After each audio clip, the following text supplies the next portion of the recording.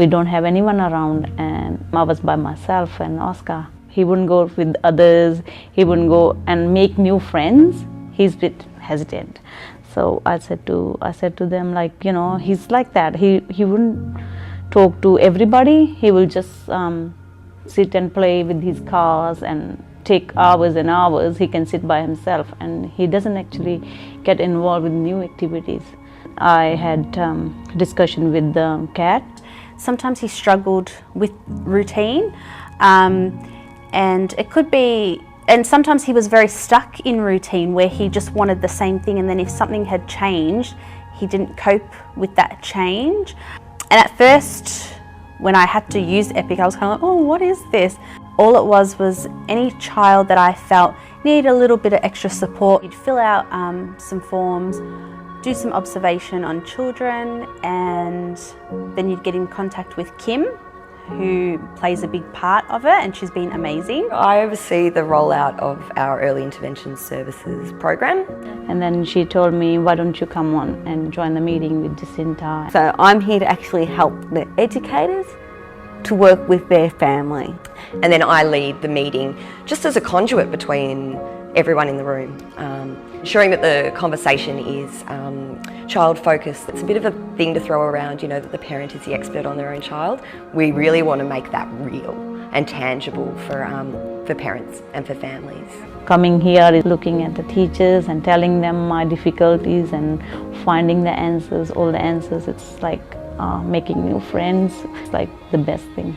Jacinta's at the stage of assessing Oscar and talking to Mum about whether he is school ready. The really important thing, it's one of the things that really comes out from it, is that the families are able to identify where their child needs support. They're the only way I feel like, you know, helping me through all this difficult time when I was by myself with Oscar.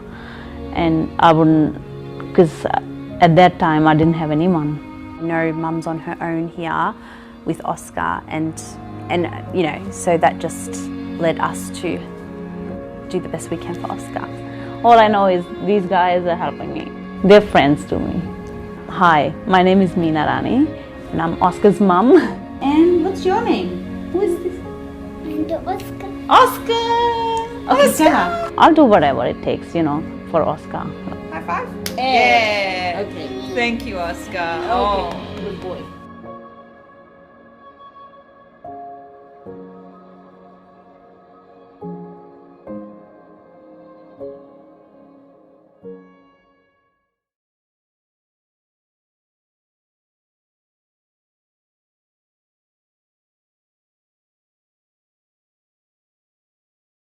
I am Robert De Silva. We are at the men's shed trying to show the kids from primary school as to how we work at the men's shed. I know that we're probably going to be building some things and probably do some gardening and stuff like that. We've got the teacher said we're making some bee farms. I'm excited to build the plants and the boxes. Yeah, it's fun, yeah.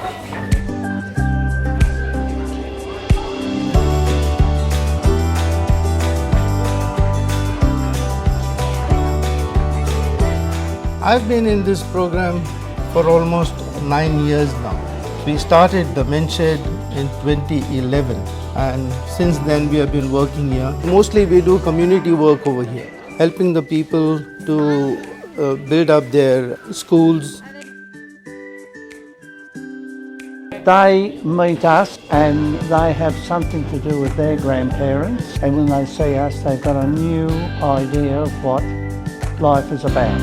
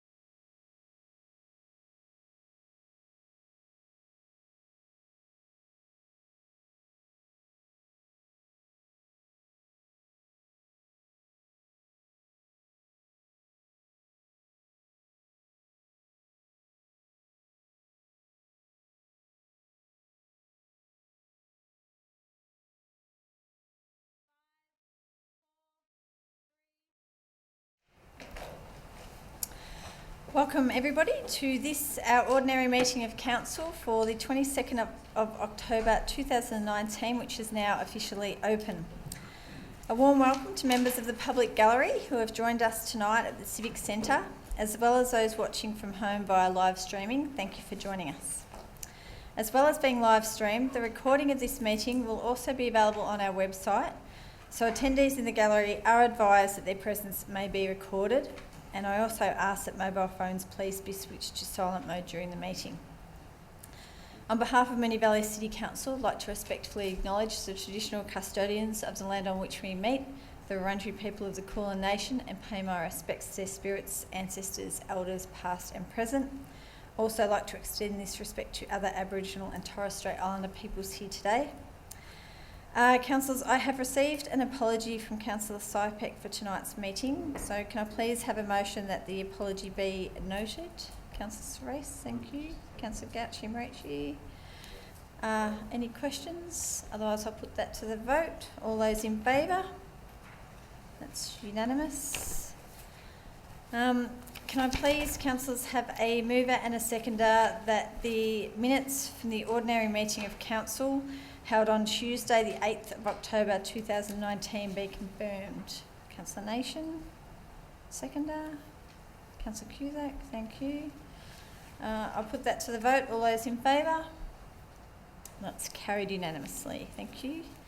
Does any councillor have a conflict of interest in any item on the agenda this evening? Councillor Gauci-Marachi. Thank you, Madam Mayor. I have an indirect conflict of interest on item 10.2 for reasons previously disclosed to the CEO in writing. Thank you. Councillors... sorry. Sorry. Thank you, Madam Mayor. I have an indirect conflict of interest in item 10.3 for conflicting duty for reasons previously disclosed to the CEO. Thank you. Any other councillor? No? Before I ask councillors if there are any presentations tonight, I'd just like to acknowledge the recent passing of former Moonee Valley City Council Chief Executive Officer Mr Neville Smith. Neville was a professional engineer working with mining and civil construction industries and a private building company in his early career before holding roles as General Manager of the Shire of Macedon Ranges and then Chief Executive Officer at the City of Melton for 9 years. Neville served as Chief Executive Officer at Moonee Valley from November 2010 until mid-2015. On behalf of Council, I'd like to acknowledge Neville's contribution to Moonee Valley City Council over many years and extend our condolences to Neville's family at this time. Councillors, are there any other presentations tonight, please? Councillor Lawrence. Thank you, Madam Mayor. This is a presentation of sorts, and bear with me, it's not a terrible thing. It's just a thank you to our Mayor, who is for a record third term, being the Mayor of the City of Moonee Valley. Never has there been any Mayor to last that long, to have 3 times as Mayor in our history, and I think it's a wonderful contribution you've made to the city and to us as a council. And I'd also like to point out that the MAV has also given our Mayor the Emeritus Award for a 3-year term as Mayor. So congratulations and well done, and it's something that we should be very proud of. Thank you. Thank you very much, Councillor Lawrence. Thank you. Thank you. Okay. Any other presentations? No. Councillors, we haven't received any petitions or joint letters tonight, so that now brings us to public question time. And at the last ordinary meeting on the 8th of October, we received questions on notice from Nicholas Beament, who will be responded to tonight by Director of Planning and Development, Natalie Reiter. Thank you, and through you, Madam Mayor. So Nicholas asked if there was a waste management plan for the areas surrounding the Caden development, and was concerned there's an ongoing issue from businesses abutting Aspen Street East that Council is yet to resolve. So we don't have a waste management plan for the area surrounding the Caden development, and we're aware of those problems arising from the lack of a solution to the waste management in and around Hall Street. We understand the main issue is lack of space within private property to store some of the bins from the surrounding properties, and we're working to implement a suitable solution to this matter, acknowledging it is taking some time. Mr Beamett's second question was, what will the $700,000 from Cadence be spent on, and will residents of the development have some say in that spending? It's hoped that the $700,000 from the Cadence development will be allocated to address 2 intersection traffic treatments within the precinct that are otherwise unfunded, and the proposal will be put to councillors as part of the proposed 2021 budget for consideration. Thank you, Ms Reiter. We've also received questions from 3 community members for tonight's meeting. I would remind residents that once the answer has been provided, there is no opportunity for further questions, comment or debate. So now I would like to ask Hamish Meehan to come to the lectern to read his first question. I believe Hamish has got 2 questions, so thank you. Good evening. With 18 objections against this application, has the planning recommendation considered all the reasons for objection and adequately addressed these, particularly the common theme of precedents that this will set? This is in reference, obviously, to the application we're hearing, which is 10.1. Thank you, Mr Meehan. I'll ask Mr Barry to respond to that. Thank you, Madam Mayor. Hamish, thank you for your question, if you wouldn't mind my back. As per the requirements of the Planning and Environment Act, Council is required to consider all objections when forming a decision. A detailed response to all objection grounds has been included in the report before the committee today on Table 3 in Section 8. The theme of precedence has been considered. However, the application is not considered to set a precedent in this instance. Although the use is non-residential in nature, it has been defined as an innominate use, as it cannot satisfactorily be classified or fit into any land use term as defined under the planning scheme. As such, the use is singular and does not lend itself to setting a precedent for other uses. For example, if it were defined as an indoor recreation facility, this could also be seen as a dance school. Sorry, would you mind just repeating that last paragraph? If the last sentence? Yeah. Okay. So for example, if it were defined, or a use were defined as an indoor recreation facility, you would be able to get other uses within that. Whereas this specific use hasn't got a definition in the planning scheme, and it cannot be used to set a specific precedent. Thank you. Did you have another question? Yeah, I did. Based on the applicant's submission, the gross income for this commercial business is around $90,000 per year. And given that the restrictions suggested if the business was to operate at 75% capacity, it would gross about $170,000 a year and up to 5,000 customers. Does council think this is appropriate for the residential area? Mr Barry, would you like to respond to that? Thank you. Thank you, Madam Mayor. Thank you once again for this question. Council is required to assess applications against the planning scheme. Of particular importance to this application is Clause 2105, which sets out the relevant areas of consideration when assessing a proposed non-residential use in a residential zone. How much revenue a non-residential use may or may not generate is not a valid planning consideration under that clause of the planning scheme. It is, however, noted that the recommendation does restrict the business in relation to operating times and also patrons, and requires an enforceable patron management plan and an acoustic report to be compiled by the applicant. Thank you. Thank you. Thank you. I'd now like to ask Mr Ian Bull to come to the lectern to read your questions.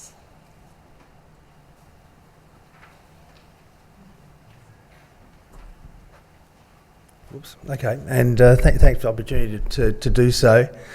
In objection to the proposed operation of the commercial business 09228-2019, as a homeowner living in a residential area 1 beside the applicant, how does council justify the times of operation outside normal business hours for this business to operate to safeguard my private amenity and privacy 52 weeks a year? Is there a mechanism to review and restrict the hours proposed in the agenda report 10.1? Ms Wright, would you like to respond to that? Thank you, and through you, Madam Mayor. So the recommended conditions are in the council agenda regulating those hours of operation, and they've been formulated via the guidelines found in the non-residential uses in residential zones clause within the planning scheme. It's considered the hours included in the conditions are not overly invasive and allow for the use to operate effectively whilst respecting the surrounding amenity. If the applicant were to conduct the use not in accordance with those permit conditions and notes, they'd be subject to planning enforcement action. Any planning decision of council can be taken on review to the Victorian Civil and Administrative Appeals Tribunal. Thank you. Did you have a second question? Yeah, the second objection is, with 18 objections to that proposal to reopen the commercial business, how was each objection evaluated and considered in order to come to the conclusion to the permit being recommended, as it's only shown in summary in one paragraph of the entire report? Thank you, and through you, Madam Mayor. So council is required to consider all objections when forming a decision and has undertaken a detailed analysis of all objections and issues raised. We've actually spent a lot of time talking about this particular application. These objections are considered on their merits and assessed against the relevant planning policy and provisions of the Moonee Valley Planning Scheme, and a detailed response to all objections has been included in that Section 8 Objections, Table 3. Thank you, Ms Writer. Thank you, Mr Ball. I'd now like to ask Mr Colin Collum to come to the lectern to read his question. I believe there's 2 questions as well. Thank you.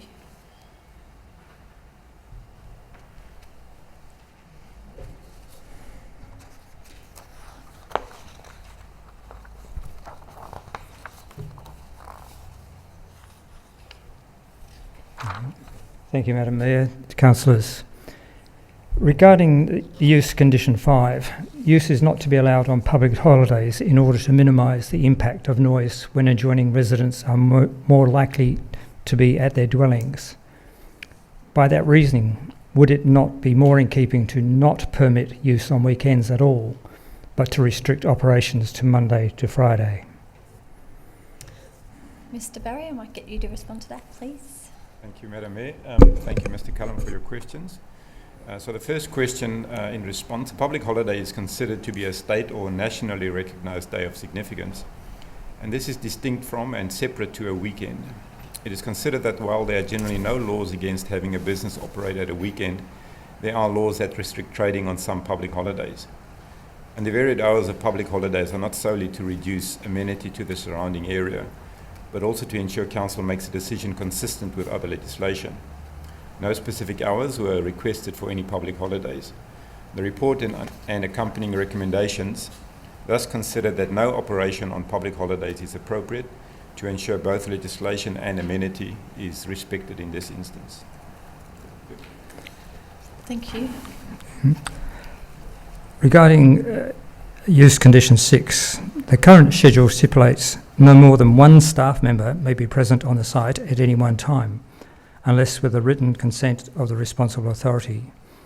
However, should there be a health or safety issue, such as a patient experiencing a panic attack or an asthma attack, not unknown in simulations which are designed to produce some stress, it may be possible that a sole staff member is insufficient. Would the council consider either amending this clause to include a minimum staff number as well as a maximum? For example, 2 staff must be present on site during permit hours, or alternatively, request an occupational health and safety audit or review to determine the number of staff sufficient for the safety of patrons. Thank you, Mr Collum. I'll get Mr Barry to answer that. Thank you, Madam Mayor. In response to that question, or those 2 alternatives, the number of staff has been limited to 1 person at any one time in the recommendation. This is the number of staff requested by the applicant and the amount of staff the escape room facility has utilised in the past. A patron and site management plan is included as a recommended condition attached to the report, and procedures for emergency situations will be included in that specific report. Thank you. Thank you. Thank you for all those questions. That now brings us to reports from special committees. There are none tonight, so we will move directly into the first item, which is 10.1 and relates to the planning application at 9 Lee Street, Flemington. Councillors, do I have a motion, please? Councillor Cusack. Mayor, I'll move the motion. I'll move the recommendation that's in the officer's report as the motion. Thank you, Councillor Cusack. Do I have a seconder for that motion?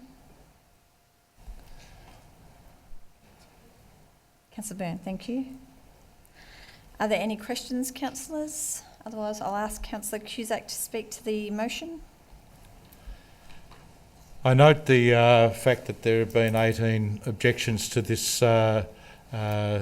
particular application, and I also note that this has also been a business that has run on this site over a number of years. And I also appreciate that in the course of that business running over those years, a number of issues arose that were of particular concern to residents and of course to council as well. And that's why over 12 months ago, council requested that the business stop running and also go through the process of seeking a permit. The permit process has been exhaustive. I think the questions that we've had already asked of in just a few minutes ago indicate that council officers have explored this whole thing against both issues on the planning scheme and within the traffic processes, and have also picked up, looking at the conditions, a number of factors that are around environmental health.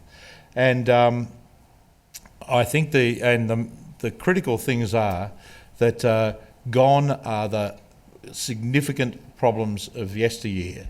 The issue of having that van, the issue of from the front street, in the front street, the issue of having the van used as a room in the laneway, that is evaporated, that's no longer allowed.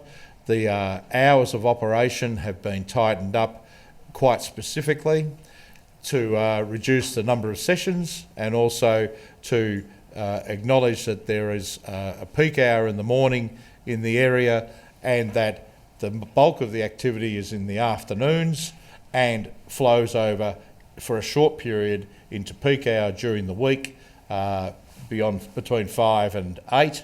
And then evenings in the weekends it's finished at 7. Also, the maximum numbers is being tied to 5 per session, with a 30-minute break in between each. You can only have, and that there will only be a maximum of 4 sessions a day. Now that doesn't mean that every one of those sessions will be filled, but the 30-minute break allows for one group to move off quickly and the other group to arrive. No intermingling and dwelling on the premises. We're also addressing through our conditions the issues around sound and reduction of amenity, even to the including things like making sure that the fence heights are at a reasonable level, 1.8 metres, to stop overlooking. People are not to congregate on the streets, but are to be shown straight in.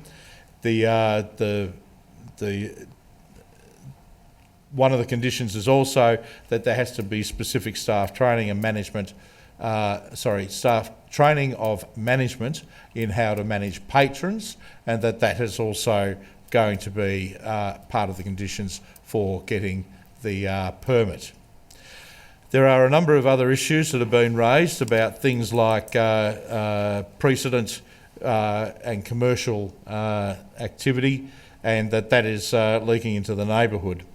This is, as has been mentioned earlier, is a very specific use that is not one that is intended or should be considered as a rollover of other opportunities. Already within residential neighbourhoods, you have the opportunity for doctors, dentists and the likes of that to operate.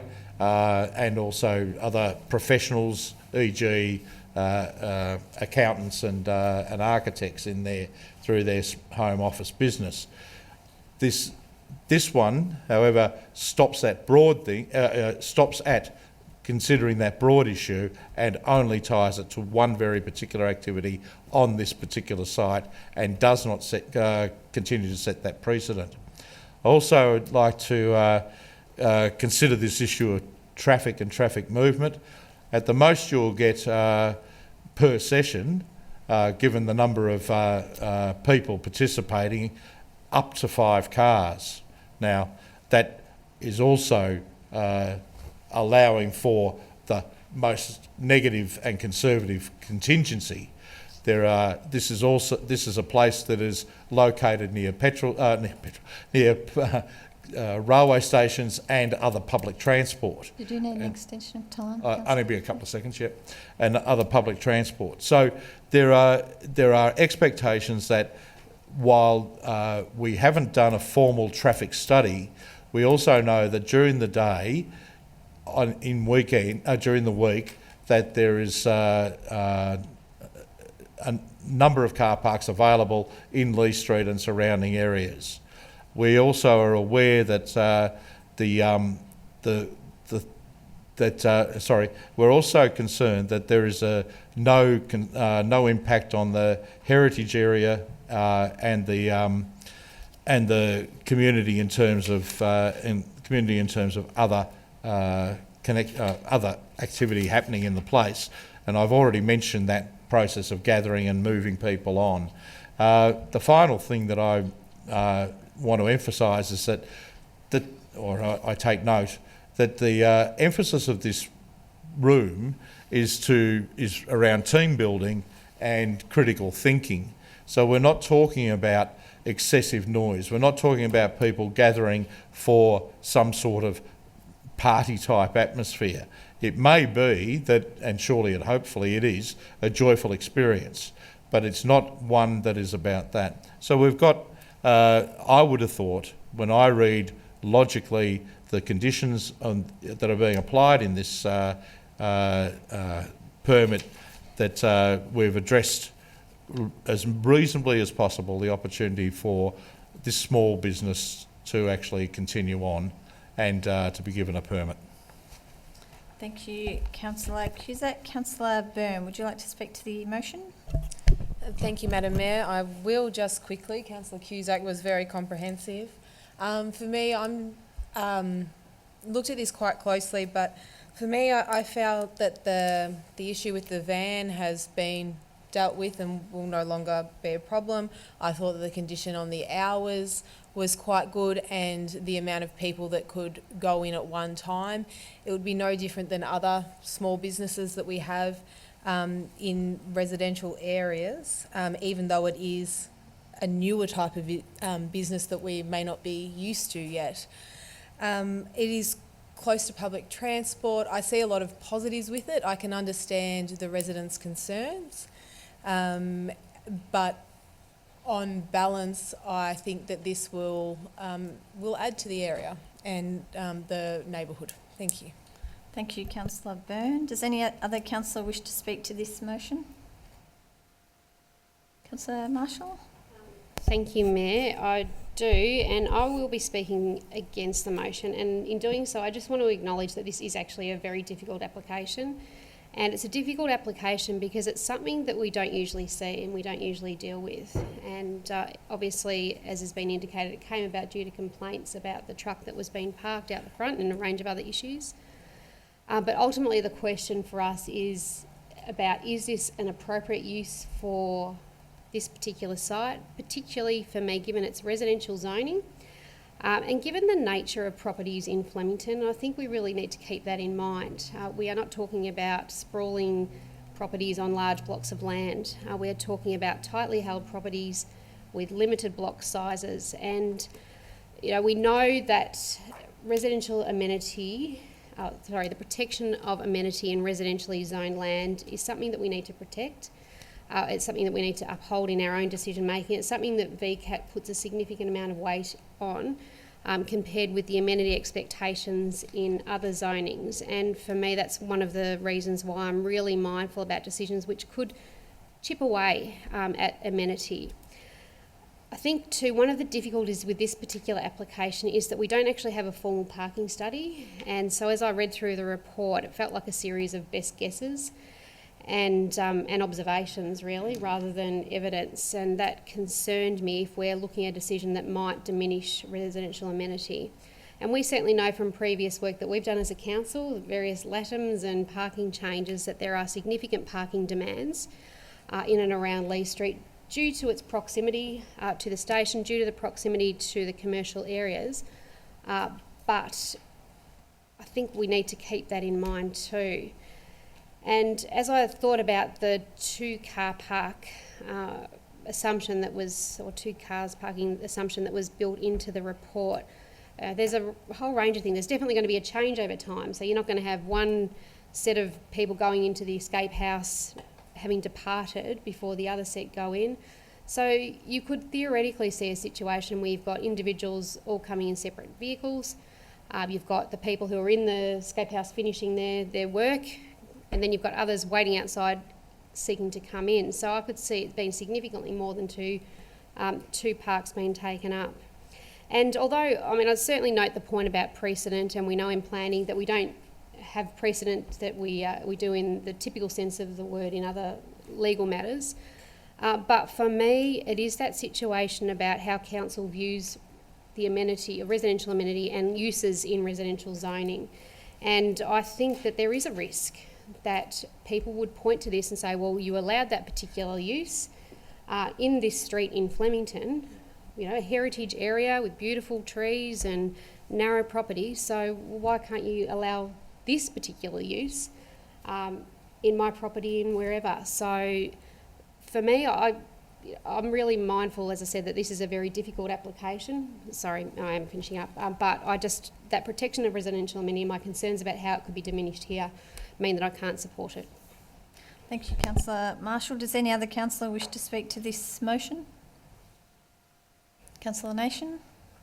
Thank you, Mayor. And similar to my colleagues around the chambers, this is a fairly vexed application. There is some merit, as some councillors have alluded to, but there are also some concerns that I have, and even the report picks up that while the application is acknowledged to meet areas of policy, it is questionable against others. I think my decision on this application has been guided by that clause in the planning scheme, in our planning scheme, in regards to non-residential uses in residential zones. And there is a line in that, and it's on page 14 of the agenda, and it states, ensure that a non-residential use does not detract from the amenity of existing residential uses in the area in terms of noise, privacy, traffic, parking, visual intrusion, light, spill or odour. And when considering this application, the activities involved, the traffic and the both vehicular and pedestrian that is picked up in the report, I'm not entirely comfortable with this application adhering to that clause. The report does outline a number and recommends a number of conditions which would address each of those concerns, but the fact that it has to address each of those concerns places that doubt in my mind. So I'm not saying that this isn't a good business or a good application, but for me, it's just not right in that context of that pocket of Flemington and in a predominantly, if not all, residential area. So I won't be able to support that recommendation on the screen. Thank you, Councillor Nation. Any other councillor wish to speak to this motion? Councillor Gatchimarichi? Only very briefly, I think the other councillors have spoken fairly comprehensively on this. I remember in my first year on council having somewhat of a heated discussion with another councillor about the use of a suburban house in Airport West as a chiropractic clinic, and the discussion about whether or not it was appropriate to have 2 patrons cross over at a start and finish time. And then I look to this now and I think, I went to my first escape room a couple of months ago, and I have interesting experience. They're great. I highly recommend them. But do I think that they're appropriate in this suburban street? Less so. So for that reason, I won't be supporting it. Thank you, Councillor Gatchimerici. Any other councillor wish to speak to this motion? Councillor Cusack, would you like to close? Actually, yes, you do get to close. Sorry. Yep. Thank you, Mayor. All right. It's interesting that we have a proposal in front of us where it operated, the actual operation of the activity went ahead for 4 years, and while there were some critical issues around that truck, which is gone, and around issues over number of overlapping things and with people congregating out the front, all of those bits and pieces have attempted to be acted on now. What we didn't get over 4 years was specific advice from the community that this particular activity was mucking up local traffic and parking areas. It didn't do that. So somewhere along the line, to bring that in to me now seems to be something of a red herring. And I'm not sure that talking about pedestrians walking up a street, since when did we actually ever stop people walking up streets that you don't know? I mean, what planet are we living on? And the reality here is that we've put heavy conditions on how the patron management is going and also on the facility management. We've asked very, very high, set the bar very high on all of those areas. And I would suggest that it's much more so, much more planned and organised than if you had another use at right, like a doctor's surgery, where people can roll in maybe without appointments, and then start to try and find parks, which is similar to the situation that's already in on the other side of the hill, on the other side of Wellington Street, in a surgery there. And so we got just a somewhat. I'd like to recommend to my fellow councillors that if you are sitting on the fence, why not have a think a bit over the next 20 seconds about what you're going to do in terms of stopping a very small business that is not necessarily setting a precedent for anything else, because we've corralled that, and that we have in reality found a way to put a number of conditions on this that will hopefully, well, I'm sure, will stop the issues of amenity being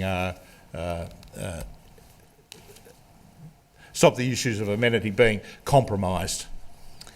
Thank you, Councillor Cusack. I shall put that to the vote. All those for this motion? All those in favour? Councillor Lawrence, Councillor Cusack, Councillor Byrne, Councillor Sharp. All those against? Councillor Surace, Councillor Nation, Councillor Marshall, Councillor Gatchimerici. That is carried on the casting vote of the Mayor. Agenda item 10.2 is the Combined Planning Scheme Amendment C209. Oh, sorry, Councillor Rebecca. I'll wait till you leave the room.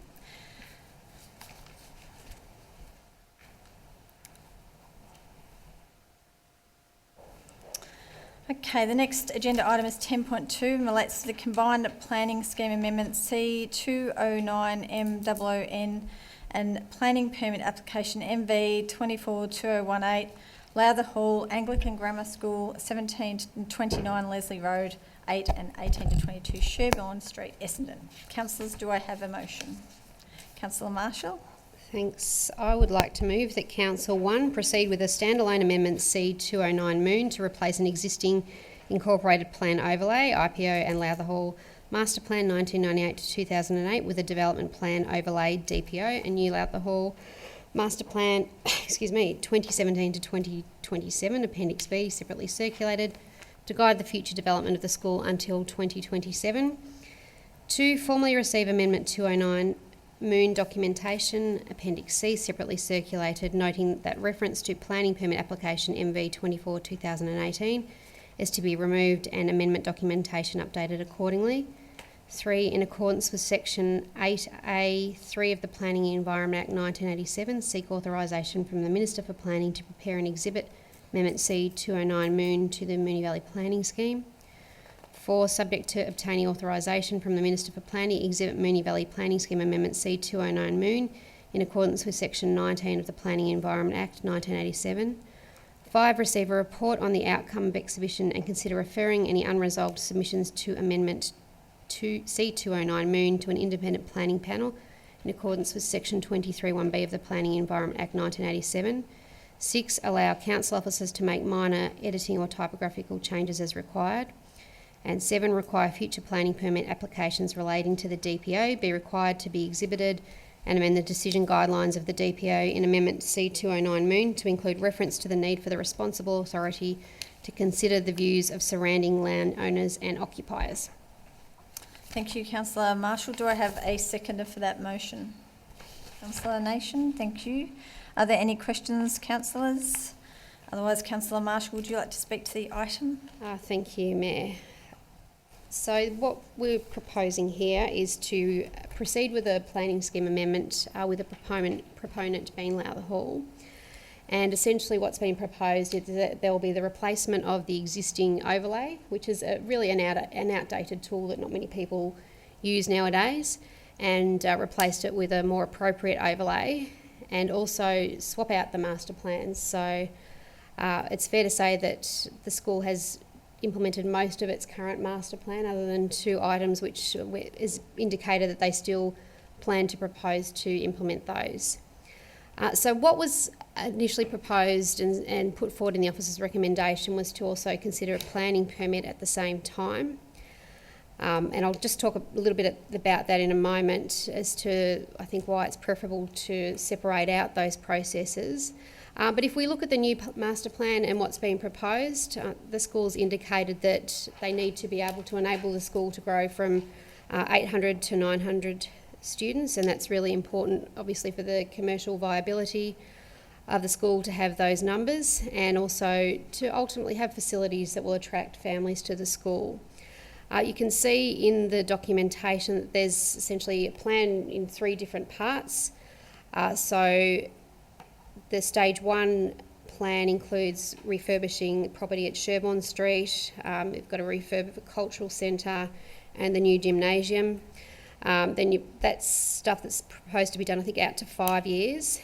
With stage 2, that's 5 to 9 years. There's a plan for an underground car parking, outdoor courts, and a couple of other items. And then stage 3, there's a potential acquisition of properties in Leslie Road, but obviously that's something that may or may not happen depending on the will of the owners of those properties.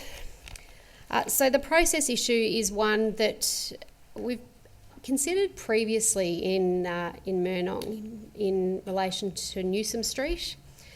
But what happened there was that there was a great opportunity for residents to actually have their feedback before we sent them off.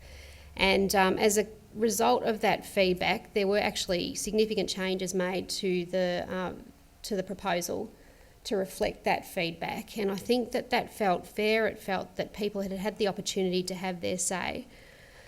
And I think we got to a really good point.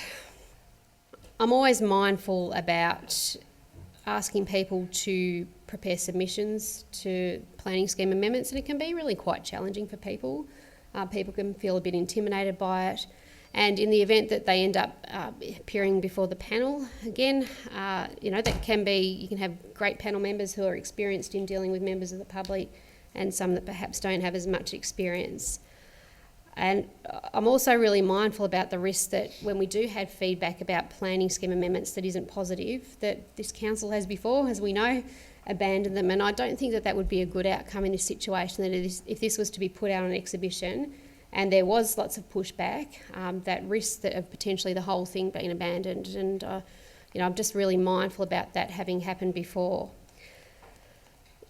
I found the staging as set out in the documentation, to be quite confusing in some ways. And when I looked at the time limit set out in the proposed permit conditions, it caused me concern because to have it out to 9 years, so potentially having something approved soon to be done in 9 years' time, almost a decade, I can't actually remember having seen that in any of our other applications, planning permits that have come before us. And again, I think about even some very significant and large developments that I think maybe occasionally we might see 4 years, but to be thinking about putting something forward for potential approval with a 9-year period, think about there are so many things that can change in that period of time. And it brings me back to another concern, which is around how we know I think it's fair to say we've been, I don't want to say burnt, but it's probably an apt description, many times with how the secondary consent processes can work. And residents can really feel cut out of that. Councillors can feel cut out of that. And it's not necessarily something that leads to all-round great outcomes. Mayor, I might just ask for a short extension of time. It won't be too long. Thank you. One of the points that I did want to make in relation to traffic and parking, because it would be my expectation, I mean, I suspect there might be some people who have some concerns potentially around the built form, but it's in fitting with the zoning for the site. But we know that traffic and parking concerns around the school are significant, and certainly as ward councillors, we have spent large amounts of time on various LATMs and other dealing with resident queries about those concerns. And it's something that for me, I think the school has got some work that they really can do. And in this respect, I do have to commend the traffic and transport strategy, the documentation that was included with the exhibition material.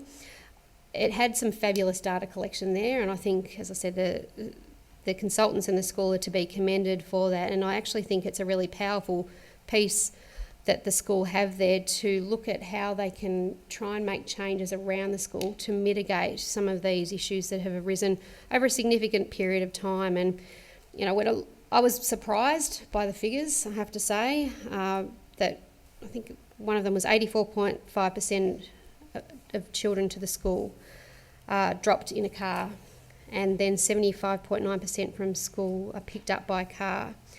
And going by the year levels, you sort of expected it the early years, the young years, but years 3 to 6, I think there was 94% of children being dropped to school, 7 to 9, 81%, 10 to 12, 77%. And in light of the information that 49% of the kids are within 2 to 3 k's of the school, we've got a really well-serviced public transport area. There are significant changes that can be made, you would hope, and really big improvements to that traffic and transport issue, and that might resolve a lot of the concerns that people have. So as I said, that's a really powerful document to me. I think the school has a real opportunity there. And, you know, like many of us here, I know lots of people who go to the school, and they are people who care about environmental issues, they care about that sort of stuff. And I'm sure the school community would be very keen to see those sorts of figures really change quite drastically. So I think that's probably all, Mayor. Thank you for allowing me a bit of extra time. Thank you, Councillor Marshall. Councillor Nation, would you like to speak to the motion? Just briefly, that obviously speaking in support of this alternative, primarily on for the reason of splitting up that permit application and the planning scheme amendment. I think it is not in the residents' best interest to be granting permits well out to 2028, 2029, and by bundling it all up, it also gives them limited opportunities to object throughout the process. So I think this is a fairly pragmatic way forward, and obviously will give residents nearby to the school ample opportunity to consider what's going to be developed around them. Thank you, Councillor Nation. Any other councillor wish to speak to this motion? Councillor Cusack. at the risk of being somewhat repetitive, but I wish to also support the motion. I think that while Lowther Hall, we all know, is a leader in our community and over many, many years.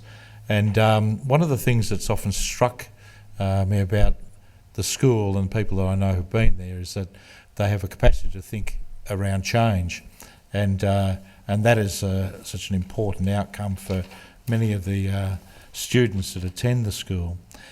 But I think that the notion of splitting the application so that we've got the planning away from the permit application is that, and I agree, it's a point that was made by Councillor Marshall, and it goes around that security for the community, that this is a really good plan and that there is strong support for what is being proposed.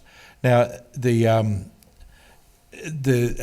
where I go to in this is that I do see a proposal that, again, as other speakers have mentioned, that this is a big step on from anything that was done previously. It has got terrific documentation, and it really provides a wonderful direction. So I would like that to become something that is actually assumed by all of the community and actually taken up as a guiding light for that area. And I think that the question around parking and traffic is so critical that we need that it, in its own documentation, it's showing the need for change in that space. We cannot just keep on proposing and accepting projects that constantly are car focused, that there is that need for change. Now, I appreciate that this is a proposal that also attempts to break some of that down and get some of the cars away from the road, but at the end of the day, we've just got huge traffic problems in that area, and traffic movement problems and parking problems, and it would seem to me that encouraging some other ideas around how that might happen, in particular some of those older people who might be dropped off a little bit further away, even if they have to, even if they do have to come by car, and that number of people who live within very close proximity to the school and are getting a lift, that always concerns me somewhat. The other big issue for me is if we join them up, we run that real risk of secondary consents, and we've seen examples of that over time, and I don't particularly want to see that in play. So I support the motion, and I recommend that other councillors do the same. Thank you, Councillor Cusack. Does any other councillor wish to speak to this motion? No? I shall put that to the vote. All those for in favour? Councillor Serace, Councillor Nation, Councillor Marshall, Councillor Byrne, Councillor Cusack, Councillor Lawrence. All those against is me. So that motion is carried. The next report is agenda item 10.3 and relates to Councillor Nation has a conflict of interest. Would you mind getting Councillor Gauci for me while you go out? Thank you.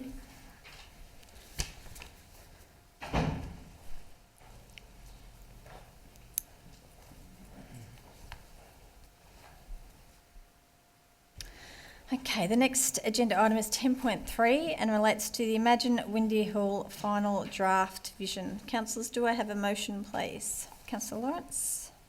Thank you, Madam Mayor. I'd like to move the officer's recommendation. Thank you. Do I have a seconder for that motion? Councillor Gauci. Any questions, councillors? Otherwise, I'll ask Councillor Lawrence to speak to the motion. Thank you, Madam Mayor, and I apologise if I go over time on this one. The consultation process for the draft vision for Windy Hill has been enormous, and from the outset I'd just like to thank our Council Officer, Mr Ben McManus, who's done an outstanding job in trying to engage with all the stakeholders involved, with sports clubs, residents and the nostalgia buffs who love Windy Hill, as we all do who live in Essendon. The aim of all the consultation is to come up with a vision for the future of Windy Hill. And we're not quite there yet, but it's come a long way from where we started. When Essendon Football Club left Windy Hill in 2013, having been there since 1921, it has still retained the lease over the ground till 2031, and so it's another 12 years approximately to run on that lease. So there's been a lot of history there from the football club, and the local area in Essendon and the surrounding suburbs have all got that affection as the spiritual home of the Essendon Football Club. Windy Hill Reserve has an Essendon Bowls Club, Essendon Croquet Club, Essendon Cricket Club, the Essendon Football Club's VFL and VFLW sides playing there, as well as the Windy Hill Fitness Club or Centre, as well as the EFL Administration Building. So there's a lot of stakeholders that have an interest in how this transpires. The remaining grandstands, the Reynolds stand, the Alan T. Hurd stand and the W.H. Cookson stand are still there, but the stands are in decay and in need of repair and maintenance, or they get demolished. It's one or the other. There's not much wriggle room in what goes on with those stands. If they're left as they are, it's going to pose a health and safety issue for the community, and all these issues going forward, if they're not maintained, then they're going to be problems. The good news out of all of this is the Essendon Football Club and the Moonee Valley City Council have worked in cooperation to garner as much community response as possible. And that's been done through mail-outs, letterbox drops, through emails, through the membership of the Essendon Football Club, which is enormous in itself. And so there's been a lot of consultation undertaken to try and garner as much feedback from those that have got an interest, be that even if they don't live within Moonee Valley, but an interest in what goes on. As I said earlier, the vision is not complete yet, but the information gathered has created what I like to think as a blueprint. And this is where we're going with this. This is a blueprint for what the vision will entail, and it includes the iconic, magnificent history of Windy Hill.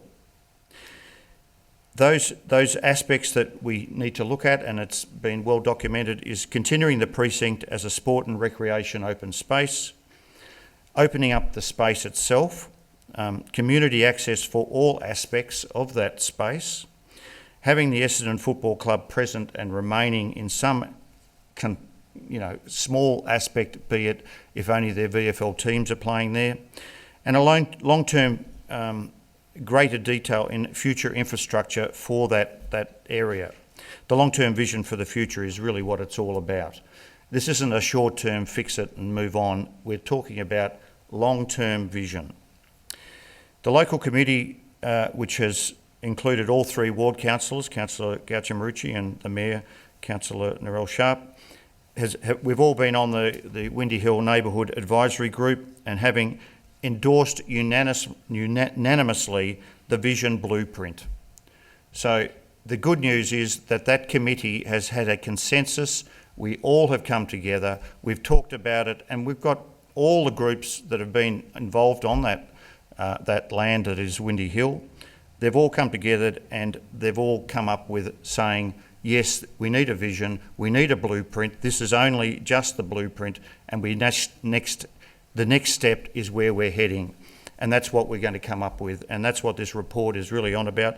And so I commend this report to my fellow councillors. Thank you. Thank you, Councillor Lawrence. Councillor Gaucho-Marucci, would you like to say a few words? Thank you, Madam Mayor. I'm going to strategically position that there somewhere, because that's the logo that if you live in the area, interact in the area, have been to an event at Windy Hill, that's the logo that you would have seen that was all about this project and being able to be involved. So I know a couple of people had mentioned they hadn't seen the work that was being done, but this has been printed on footpaths and at every event and in emails and letterboxes everywhere. So I just thought I would That's the logo you're looking for if you haven't seen it yet. I am really, really pleased to be able to support this motion though. When I came onto council in 2016, one of my first questions was, what is our strategic plan and long-term vision at Windy Hill? And as someone who had come onto council as an outsider, almost all the previous motions relating to the site had been dealt with as confidential items due to contracts and those sorts of things. So it was really easy to understand why the community might not have seen how passionate we are about having a strategic plan here. Fast forward to 2019, and we've spoken to hundreds of people and all the groups about their ideas and thoughts for Windy Hill. We are genuinely trying to seek the greatest community value from this incredible jewel in our area. We've heard members of the community talk about the significance of the history of Windy Hill, being from the activities within the site, particularly the Oval where football was played, and Essendon Football Club should be recognised within that space in the future. For me, growing up, I fondly remember attending Essendon training and being able to have a kick on the Oval. As a young female whose football ambitions couldn't extend past Auskick, I have also been so pleased to watch the VFLW games there with my daughter. So my father and my grandfather used to go to Windy Hill and watch the VFL games from under the old scoreboard. You don't speak to many locals who don't have a connection and a history at Windy Hill. But the members of our community that we spoke to talked about it being vibrant, safe, welcoming and inviting space, which featured high quality open spaces and landscape. Members of our community talked about the importance of Windy Hill as a centre of health and wellbeing with opportunities for sport, recreation, leisure, events and learning. They talked about Windy Hill championing gender equity, being culturally and socially rich precinct, celebrating and fostering Aboriginal culture, and providing opportunities for community partnerships. So I guess with all of that, what exactly is the vision for Windy Hill? And the vision for Windy Hill is to have its former glory restored as a place where people are proud to play, stay and remember. This vision helps us reach a common ground with users in the community and the stakeholders as well. It helps us identify what we want the space to be so that we can commence a whole bunch more work. The work provides greater clarity on site planning and partnerships. It looks at historic value, environmental sustainability and accessibility, but then also the things around the capital and the infrastructure and logistics and ongoing costs, because all of those need to be understood before we can make decisions about where to next. Do you need an extension of time? Just a very short one, thank you. So the further work is planned with that in mind, and this motion takes us to that next step in this process. It endorses further work to help realise this vision and an update on the implementation plan with things like partnerships and advocacy strategies, because we can't do this on our own. This is not something Moonee Valley can do as a single entity. Looks at land management analysis and site planning, but importantly it also continues the community engagement for the activation of Windy Hill. Some of the feedback we had was about events and activities and people wanting to do more at Windy Hill, and that gives us the opportunity to do that. So in closing, I commend the vision to you. Definitely jump online and have a read if you haven't already, and a huge thank you to the community group, stakeholders, Ben and the team of the staff that have all been driving this. It's been fantastic, so thank you. Thank you, Councillor Gatchimrichi. Any other councillor like to speak to this motion? Yeah? Oh, Councillor Cusack. Every time I turn around, I miss you. Councillor Cusack. A long time ago, we used to talk about the icons of Moonee Valley. I'll try a microphone before somebody pops in from out the back. A long time ago, we used to talk about the icons of Moonee Valley. We used to talk about things like the showgrounds. We used to talk about the Moonee Valley Racing Club, obviously, around Cox Plate time, and good time to abandon ship next Saturday, folks. Unless you're particularly into the races. And we also talked about Edna Everidge, and one of the final big one of those four is Windy Hill. All the others have gone through some change. You can see how that's happened. You've seen how the showgrounds have morphed somewhat. We've got the Moonee Valley Racing Club is now changing dramatically and will restore itself as a major place in Melbourne, Victoria, Australia and the world type of thing. And Windy Hill is one of those places when you're talking to somebody off in other places around Australia. You mentioned where you come from, they don't have a clue, and you say, oh, somewhere near Windy Hill or Moonee Valley Race Club, they go, oh yeah, fine. So this is the importance of what we've got in front of us.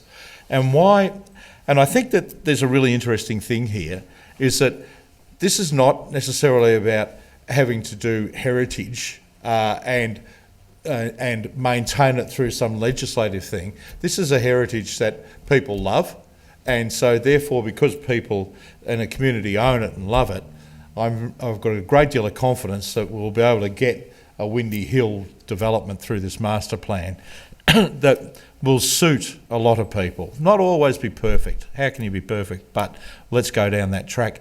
What I like about it is the Indigenous inclusion in this. The report notes that was a relatively recent thing. I think it's not just about the sports people. When I worked with the Reconciliation Action Plan people, the Wurundjeri elders have been saying to us, listen, we need a place in the northwest that recognises where we come from. And Windy Hill has that background as well. So before people were kicking a pigskin around, there were people kicking a pigskin around, or the equivalent to. And so there's always been something happening there for many, many years. This is also a great opportunity for us to think laterally through this plan about who are the partners that we bring into this. The partners obviously around community, the opportunities for job creation, short term in the build, long term in the activities around hospitality and recreation, leisure, new technology coming into the place and so on like that. Good for young people and older people. It's a great opportunity for people to learn and to be connected in that space. It's also... You need an extension of 2 seconds worth. I'll really wrap up here. It's a resource for all of the community, and the way I look at it is Windy Hill happens and it ripples right across the whole of that neck of the woods. I mean, imagine the shops in Napier Street starting to get a real lift. You can imagine moving into across the roundabout at Essendon there at North Essendon where Fletcher Street and all that sort of stuff pops in, and then on down towards the station. I think this is the sort of thing that gives our neighbourhoods a real kick along, and I'm so pleased. It'll take time to unfold, but it'll be an important guided thing that has got deep roots in the community. Thank you, Councillor Cusack. Any other councillor like this? Councillor Marshall? Thank you. Sometimes it is very hard to switch off lawyer mode. And for me, when I read documents, I like to be able to sum them up in a few sentences. And with this vision, I found that difficult to do. If someone said to me, explain what the vision is, I would find it hard to do. And that's because it was very generalised. And it's probably not how I thought the process would play out. And that's, was my expectations, which were maybe unrealistic. I expected that we'd get back something that was probably that would have more specific plans and provide probably a greater level of guidance as to where we'll end up. And I do worry whether we'll get into that trap of trying to be all things to all people, but I also acknowledge very much the comments that were made about this being a first step, and I'm certainly happy to support this as a first step, and there'll be lots of refining that happens in the process as we take this along. And I do acknowledge the consultation that's occurred, and both Councillor Lawrence and Gauchi Marici mentioned some of that. Again, my personal preference would have been in relation to the actual document itself, to probably have that out there in the community for a bit longer. But I certainly acknowledge that there have been ample opportunities to provide feedback in relation to ideas. I think the issue that we do need to acknowledge is obviously that the land is subject to a lease, and so that is in a sense that guides when things will be able to be done and how they will be able to be done to some extent. But this is a first step. The harder decisions will be to come in terms of balancing interests, but I will certainly look forward to seeing how it unfolds. And the idea of having community hub, community space at Essendon at Windy Hill, I think is a really great one and a really exciting one for their community. Thank you, Councillor Marshall. Any other councillor wish to speak to this motion? Councillor Byrne. Thank you, Madam Mayor. And what a great read I found this. It's a really exciting time to be a councillor when we're working on projects like this. So this is the reason why, I suppose, Councillor Marshall, I see this, it's a really generalised and can't necessarily be summed up, is because it is. It's a really generalised vision, and I think one of the reasons why that is and why it's gone down this path is because there are risks involved with such a big project. This is massive, and there is a reputational risk for this project, and we've already seen it played out. It's already been in the leader in terms of knocking down stands and whatnot. Those decisions haven't been made. It's a vision. There's still so much consultation to occur to eventually come up with a final master plan. And by pigeonholing things so early, I think that we won't be bringing the community along with us. We don't want to be saying this is how it's going to happen straight off the bat. It's about building the momentum and taking everyone for the ride. And what's going to be a great end. So I suppose being on the Audit and Risk Committee, probably should talk a little bit about risk. I spoke a little bit about the reputational risk. There are so many stakeholders in this project. Balancing everything will be difficult. The financial risk, whilst it isn't happening now because they're just operational costs, it obviously will come as a big expense, and we need to ensure that we're working on the relationships now in terms of if there are external funding opportunities to be able to potentially bring this project forward or fund it in general, even if it is pushed out in the 15 or at the 15-year mark or so. The legislative risk in terms of it being on Crown land and what are our responsibilities to ensure that it is for public use and benefit.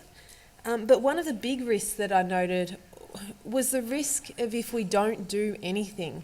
And I feel as though as a council, we have been a little bit left behind in this space.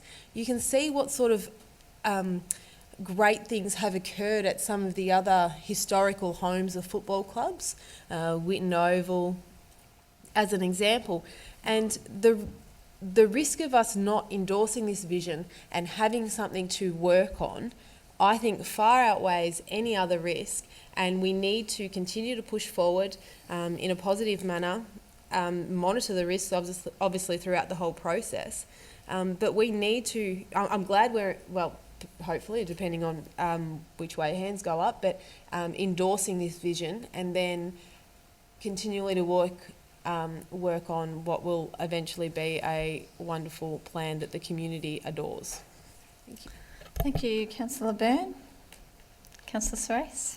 I might as well give it a go, everyone else has. Just one thing I think that should be pointed out here is that we don't own the land, it is Crown land, and we are actually appointed a committee of management. So I feel that Council's role, the officers' role, and those that have been involved in this have done a fantastic job in communicating with our stakeholders and with the community. And as the recommendation says, the Imagine Windy Hill, the final draft vision for Windy Hill, as an agreed position on the future of Windy Hill from the community and stakeholders. So a lot of background's been done. Everyone has covered every area that they possibly can. But I just feel that we as a council are really the conduit between the land, the stakeholders, other levels of government and the community. So it would be interesting, and we'd be looking forward to seeing some positive outcomes through this. Thank you, Councillor Soares. I shall put that to the vote. All those in favour? That's unanimously carried. Thank you. Now I'll just wait for Councillor Nation to come back in. Thank you, Megan.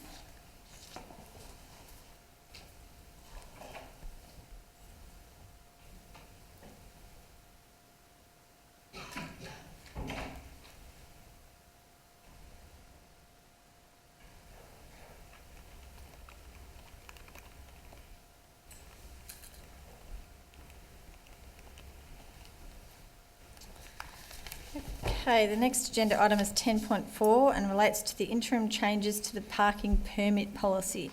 Councillors, do I have a motion, please? Councillor Soares. Move the officer's recommendation. Thank you. Do I have a seconder for that motion? Councillor Cusack, thank you. Are there any questions, councillors? Otherwise, Councillor Sorais, would you like to speak to the motion? Yes, thank you, Madam Mayor. Basically, it's about simplifying some of the issues that we've come across as part of the report. We have two particular key changes. It's the out-of-date 4-star fuel-efficient vehicle discount that should cease to be implemented. So that needs to be looked into and more information to be provided. So hence we'd be looking at simplifying the policy and coming up with new policies that deal with that, and also the conditions of use for the parking permits are a little bit not sort of sound. Basically what's happening is that there needs to be proper start and finishing times, and there also needs to be something imprinted onto those permits rather than just left blank and people can put different dates and times on them. So it's basically about writing a new policy to simplify the issues as mentioned in the recommendation. Thank you, Councillor Sorais. Councillor Cusack. Sorry, I'll just echo Councillor Sorais's words, but there is a significant bit of work that's going on around that whole updating of the plan in respect of permits, and I think that that's been a bane in many people's lives, and it's hard to imagine getting up and not having an email from a resident about a parking permit, and especially down in our neck of the woods. So I really value that this is going forward. I think the interesting thing also is that we're clearly stating our position in respect of local area traffic management plans and when they're going to come online, and to get some of that in place, and so what that looks like in the future, so that it can be properly budgeted for, and there's examples in the report about where there's substantial work that has already progressed in that area, and what the future might look like. So updating this the parking permit policy is something we just have got to do on a regular basis now. I think I saw a stat not long ago where in Melbourne in the last there's been a rise in car registrations of 500,000 in the last 4 years.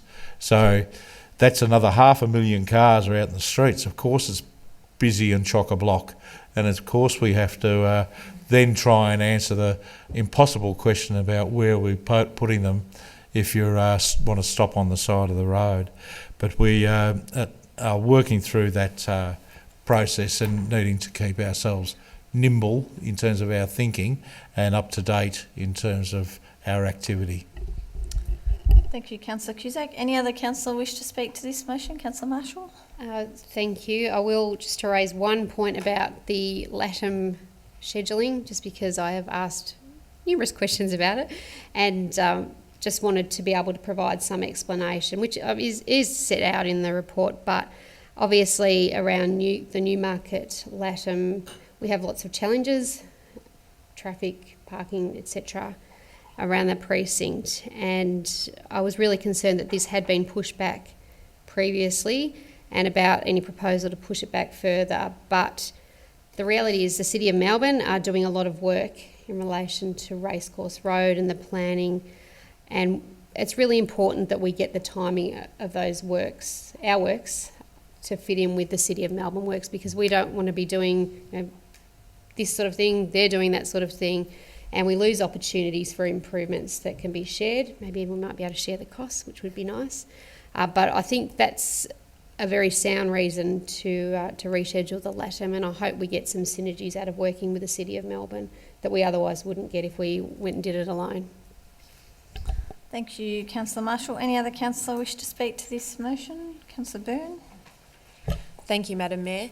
Just touching on the LATAMs, there might be some residents who may have been assuming that their LATAM was coming up in the next year or two. They've now, quite a few of them have been pushed out, but it has been for a very good reason, in my opinion. We were doing we were spending a lot of money on doing a lot of consultation and research into where to put particular speed humps or whatnot, and then we weren't able to deliver in a reasonable time frame, and by the time it would go around to delivering, there might be new needs, increased population, increased cars, whatnot. And so what this does is it puts us onto a better path in terms of being able to do a LATM whilst we're doing less LATMs because we're spreading them out, but actually being able to implement what we're doing in the LATM. And I think that that's a really good practical way. So we'll see how it goes. Thank you. Thank you, Councillor Byrne. Any other councillor wish to speak to this motion? I'll put that to the vote. All those in favour? That's carried unanimously. The next report is 10.5 and relates to the annual report 2018 to 19. Councillors, do I have a motion, please? Councillor Cusack, thank you. What would you like to move? Thank you for the prompt, Mayor. I'd like to move the officer's recommendation as the motion. Thank you. Do I have a seconder for that motion, councillors? Councillor Byrne, thank you.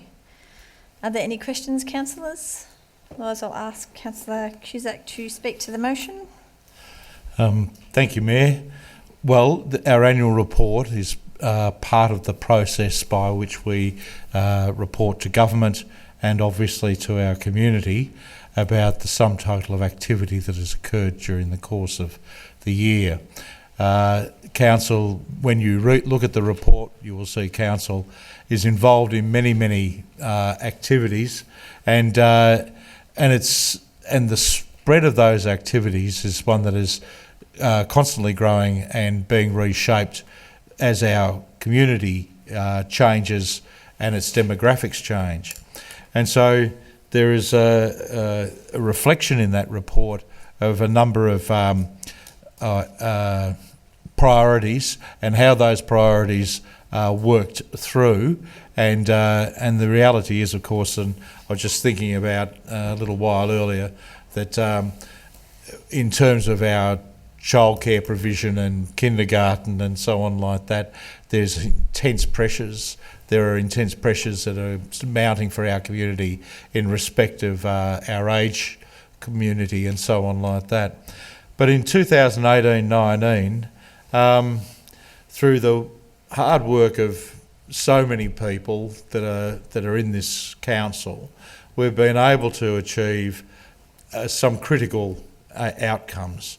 And I suppose for those who have got an eye on the bottom line, there's a $7.9 million operating surplus, and something that we're able to invest in and provide an opportunity for to continue to build the financial base and the sound financial base of this community, of this council. It's been a long time since we borrowed money, and we are talking about planning on borrowing significant amounts starting next 1920 and moving out into future financial years, but we're doing it from a strong base of financial management.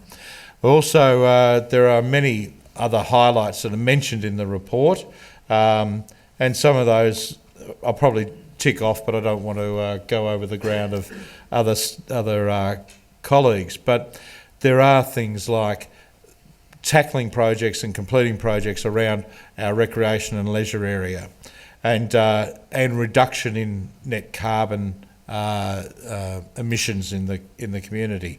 There's more solar panels that are being placed on council facilities every year, and this year we've done another 6 facilities. There are some time reduction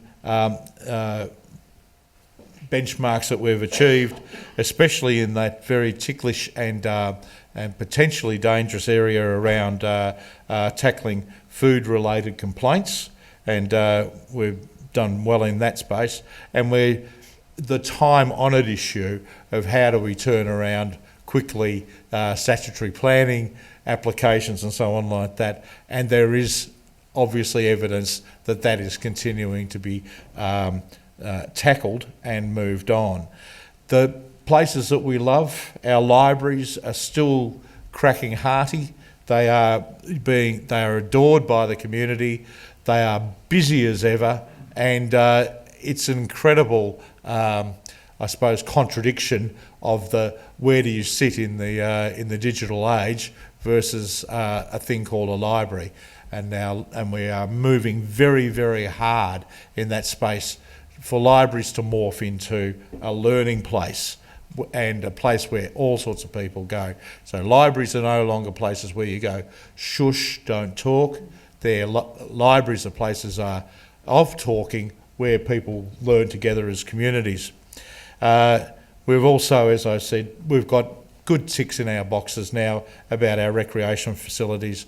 One that is close to me is that the completion of Ormond Park, and what an incredible launch that was. And I must say that in the 6 months since that opened, it has been used for many, many big functions that have also been really marked for our community, including a $32,000 fundraiser for a young woman who has a very serious health matter. And those things couldn't have happened without that facility.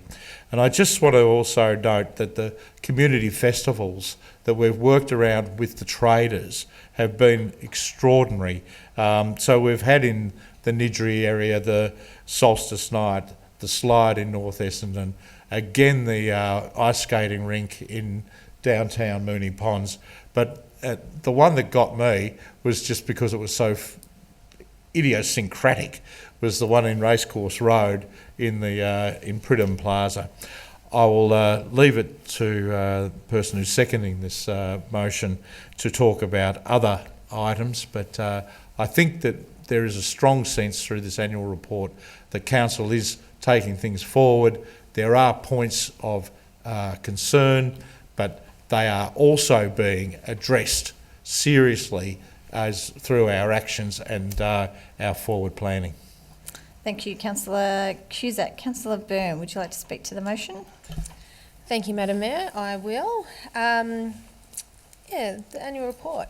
I would like to start off by saying how much I love how the annual report links in with MB 2040. I think for anyone who reads it, it makes it a very clear read, and it's exciting. But I will touch on something that Councillor Cusack brought up, and that was the surplus of $7.9 million. Because whilst that is good, I did want to note that against what we budgeted, so our budgeted income was 167 million and actual 176. Expenses, so our income was up. Our expenses 155 million and our actual 168, so that was up. So that resulted in the surplus only being 7.9 million when we actually budgeted 11 million. So it is, whilst it is healthy to have a good surplus, it was 3.5 million down on what we budgeted. Just something to note. Our balance sheet, working capital ratio of about 2 to 1.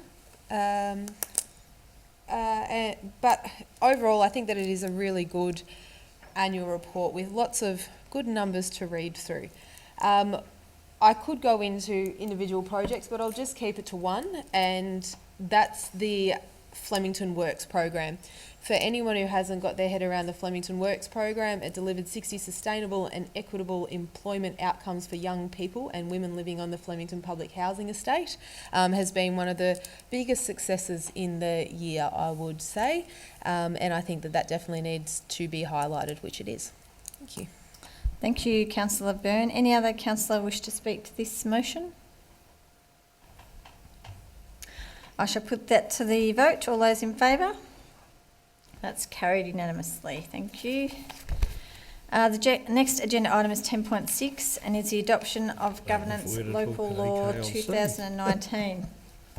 Councillors, do I have a motion, please? Councillor Nation? Happy to move a motion in the form of the officer's recommendation. Thank you, Councillor. Do I have a seconder for that motion, please? Seconded. That's right, thank you. Are there any questions, councillors? Otherwise, I'll ask Councillor Nation to speak to the motion. Thank you, Mayor. A fairly straightforward, hopefully non-contentious report. A couple of meetings ago, we put our Governance Local Law 2019 and revised meeting procedure protocol out for public consultation. Thrilling documents they are because we had all of no submissions. The report does state that there were some tweaks made to those versions that were out on public consultation, being some adjustments and amendments after a review from Maddox lawyers. There was also some tightening up of some clauses which caused a bit of confusion, and taking out a couple of items that were duplicated. So as I said, fairly straightforward. This went out to public consultation, no submissions, and now this is just formally signing and sealing them and giving public notice. It also is to revoke the previous Governance Local Law 2009, which this one will now supersede. Thank you, Councillor Nation. Councillor Sarace, would you like to speak to the motion? Not really, just to say that the Act requires the Council to have a local law to govern the conduct of its meetings, and through due process and past meetings, this is what this is about, is just making updates and refreshing our local government law. Thank you, Councillor. Any other councillor wish to speak to this motion? I'll put that to the vote. All those in favour? That's carried unanimously. Thank you. The next item on the agenda is the submission to Local Government Rating System Review. Councillors, do I have a motion, please? Motion for 10.7, please. Councillor Nation. I'll move a motion in the form of the officer's recommendation. Thank you. Do I have a seconder for that motion? Councillor Lawrence, thank you.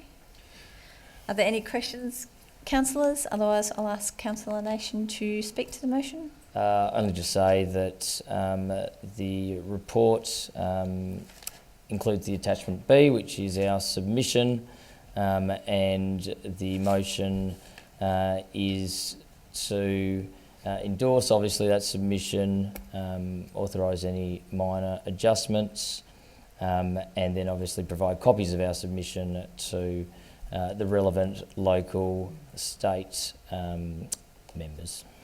Thank you, Councillor Nation. Councillor Lawrence, do you wish to speak to the motion? No, I concur with Councillor Nation on that. Thank you, Councillor Lawrence. Any other councillor like to speak to this motion? Councillor Cusack? Just briefly to say that this is a very interesting response that's been made, and it struck me when I was reading it that there's a lot of information in there that people go searching for all the time about how does council do this and where do we sit with that and so on like that. And in fact, what we've done is sort of brought it all together in one place. And maybe, and I would just encourage officers to have a think about the possibility of grabbing some of this and putting it into some sort of format so that people can actually access it on our website and have a think about rates.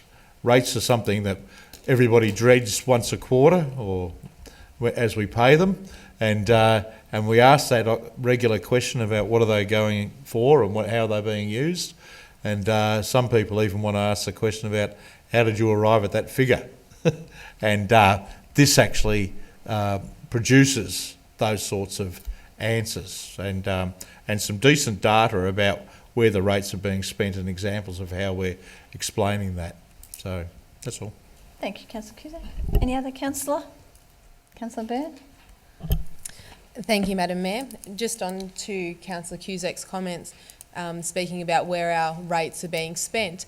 In this submission, it actually also has rates that we're not getting, and this will be and has had some media attention already, not so much in Moonee Valley, but from a wider point of view. But the question by property category in your municipality, how much rates do you estimate would be raised if these non-rateable occupancies were rateable? Crown land, $76,418. Land used for public or municipal purposes, $5,793,606. Land used for charitable purposes, $394,073, and land used for religious bodies, $593,406. So they're the rates that we are not getting because we cannot be charging them for rates. And it will be, they asked the question, we gave the answer, it's on the record. Be interesting to see how it goes. Thank you, Councillor Byrne. Any other councillor wish to speak to this motion? I'll put that to the vote. All those in favour? That's carried unanimously. The next item is 10.8 and is the response to the notice of motion 2019-11 Clock Tower mural. Councillors, do I have a motion, please? Councillor Lawrence. Move the officer's recommendation. Thank you. Do I have a seconder for that motion? Councillor Nation, thank you. Are there any questions, councillors? Otherwise, Councillor Lawrence, would you like to speak to the motion? Just briefly, Madam Mayor, the Clock Tower Mural Committee have met on 3 occasions and include the Mayor, Councillor Sharp, Councillor Sypek, Councillor Marshall and Councillor Byrne. There have been some apologies, but and myself, sorry, and that are on that committee. The committee's looked at several alternative art designs for the mural on the clock tower that is to be painted, and we've looked at different designs and artwork that has been put on different walls throughout the world as well as Australia, and it's been a most interesting process, and both educative, informed, interesting, as I said, and naturally opinionated. Everyone has their own views on art, but it's been a great process for councillors, I believe, to go through, and we've been led by Council Officer Julie Stevens, who has guided the process with her experience and has been invaluable in my opinion. The wall on the Pascoe Vale Road side of the clock tower is a blank canvas. It's frankly an eyesore, and we're only talking about the Pascoe Vale Road side of the clock tower, not the front of the clock tower. That's I think it's heritage listed. If it's not, it should be. But anyway, we're only talking about the Pascoe Vale side, which, if anybody's ever looked at it, would find it fairly boring. And we're talking about initially on the committee covering a mural of 30% of that wall. So we're not covering the entire area, but we're giving it a lift, and hopefully that will beautify the wall itself. And it's that opportunity, because it is a gateway into the Moonee Ponds Junction, and potentially that'll increase the art tourism and the visitation into Moonee Valley City Council. If we can do this right, and hopefully we will, and I'm sure we will. I'm confident that the end result will be spectacular. So I recommend this report to my fellow councillors, and we look forward to continuing the ongoing work of the committee. Thank you. Thank you, Councillor Lawrence. Councillor Nation, would you like to say a few words? Yes, thank you, Mayor. Definitely commend this report and recommendation. It's a exciting opportunity for us as a council to create what is known as art tourism, which you definitely see in full swing when you go into the city and see all the artwork on the laneways and the multitude of people having their photos taken and exploring those laneways. But it's also an excellent opportunity to potentially give some amazing exposure and recognition to a local artist, or even a Melbourne-based artist, given that it's a work on such a large scale. There's the expression for interests will go out in December 2019, and that obviously will be quite exciting to see what comes back. I have a vision of a massive bunjil, the wedge-tailed eagle. No, that's not a joke, Richard. Councillor Lawrence, sorry. Bunjil, the wedge-tailed eagle, who's the creator and deity of the traditional owners of our land, and I think that would look fantastic on there. Given that when we duck across to Moreland, you enter the city of Moreland and they've got some fantastic plaques with artwork recognising the traditional owners, and then you drive back into Moonee Valley and we've got no recognition on our gateway signage. So it'd be fantastic to incorporate that, but obviously it's all about what comes back in the expression of interest, what the mural artists put to us, hopefully it is something that this council is very proud of and draws people either into the city or at least around the back of the clock tower when they're seeing a show. Thank you, Councillor Nation. Any other councillor wish to speak to this motion? Councillor Marshall. Thank you.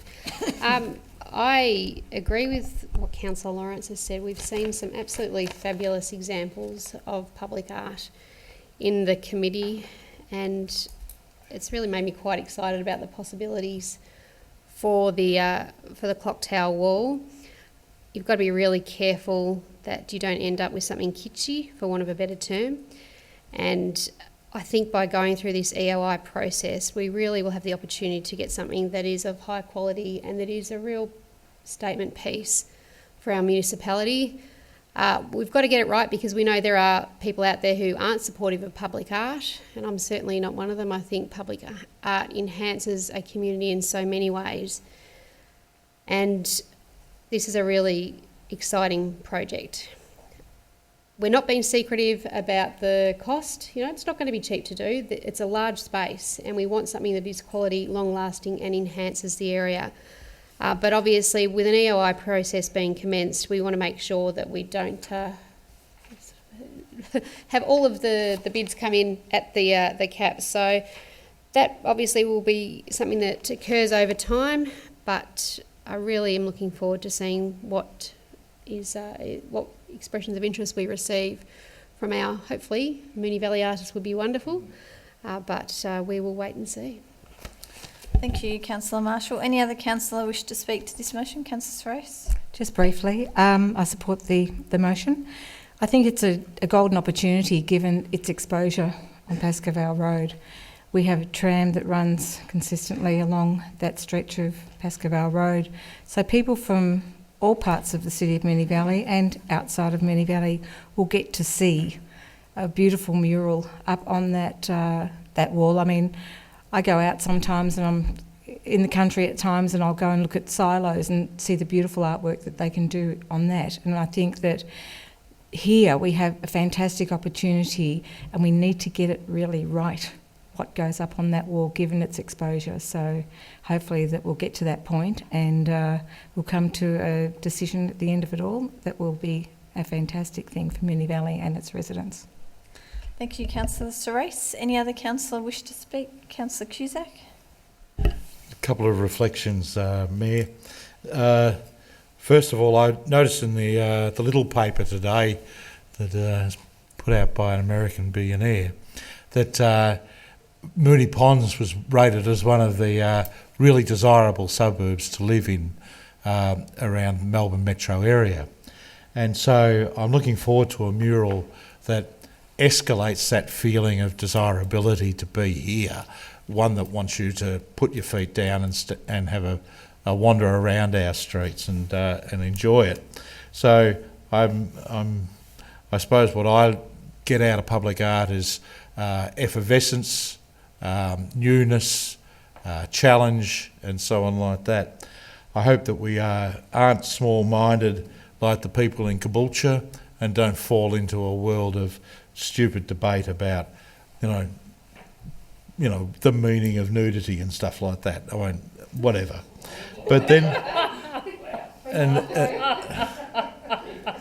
I also, well, I mean, whether that's something that is proposed or whatever, I mean, we don't need to knock it out on the basis of you can't think down those tracks. Well, you're going to dress up winks. I know that she was suggested. But the other thing is that I'd just love to see a little corner left over for Banksy, and send out a big invite over the digital media to say, listen, there's a place in Moonee Ponds for you to do a little bit of work. Thank you, Councillor Cusack. Any other councillor wish to speak to this motion?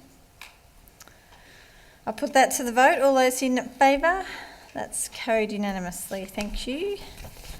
The next report is 10.9 and it is the response to notice of motion 2019-1981 Charles Street, Ascot Vale. Councillors, do I have a motion, please? Councillor Marshall. Thank you. I would like to move a motion in the form of the officer's recommendation. Thank you. Do I have a seconder for that motion, please? Councillor Cusack. Are there any questions, councillors? Otherwise, Councillor Marshall, would you like to speak to the motion? I will, and I don't propose to go through what is a very detailed and complex background to this matter and as to why we're here. I think we did that last time to some extent, and there is also significant detail set out in the report. But what we do have is we've got an expert report which indicates that 81 Charles Street is of itself potentially of local individual significance, and I'll just quickly read out the little excerpt. So it says, the subject house is one of only a few surviving Victorian period Italianate style timber houses with a return veranda in the municipality, and is a good and largely intact example. Talks about how it's differentiated from other examples, and talks about while the original slate roof cladding has been removed, this could easily be readily reinstated. It is considered that the subject site has strong potential to meet the threshold for local significance as an individually significant heritage place for its historical and aesthetic values. And also pleasingly in the report there has been a potential precinct identified, and that will need to be the subject of further heritage work, and the issue of heritage in Moonee Valley will need to be ongoing. It'll need to be something that the next council continues to address, and future councils need to be constantly on guard for making sure that the gaps which we know exist are addressed and they're dealt with in a really timely manner. I have to acknowledge the work of Moonee Valley Heritage Action, and note Adam, who's here tonight, and other people who are here who have shown interest in this particular issue. Your support has been really appreciated. There's obviously, this is a step in a process, and I think that's what we need to be mindful of. But there are a few lessons out of this for me. There are certainly lessons, again, I hope this for future councils is a real lesson in tinkering with heritage overlays and the importance of not doing that. You could, as you go through, you sort of think, how did we get to this point? But there's a lesson in being really making sure that you don't tinker with overlays. And there are lots of process questions, but there is a bigger issue for me around whether the current heritage system works, and my personal view is that it doesn't, and that's not a criticism of anyone. That's just an acknowledgement of how complex the issue of heritage is, and that's why you see it in the Herald Sun, a little paper I should have said, every couple of days, because at all levels, or both levels of government who really have a role in here, we have concern as to how things work at the state level. Obviously, the department has concerns about how councils are doing their heritage work. We have different experts giving different opinions on matters, and it makes for a very incoherent system, and a one that creates an enormous amount of uncertainty. The resources that councils are having to put into this, they're enormous, and you do start wondering whether it would be something best dealt with by a separate entity who had an overarching vision of heritage across the state, and that's certainly where my thinking's starting to go. But with this particular one, I'm obviously pleased with the report and thank the officers for the work that they've done in selecting someone who hadn't done work before and getting here. Note that it was a process in itself. We will make our appeal to the Minister and see what happens. Hopefully, given that this is a good quality and detailed piece of work to back up our request, hopefully we'll be successful in that. As I said, we know how these things have and can play out, but we've taken an important step here in recognising what is a magnificent home. It really is, and magnificent property. And I really hope that this plays out with it being protected, and I'm sure that many others in our community do too. Thank you, Councillor Marshall. Councillor Cusack, would you like to speak to the motion? Yeah, well, I'll kick in straight away and say that I really want to acknowledge the community and the action that was taken by people around Ascot Vale and Moonee Valley Heritage on Moonee Valley Heritage issues in more broader terms. So thank you very much. This whole issue, as Councillor Marshall raised, is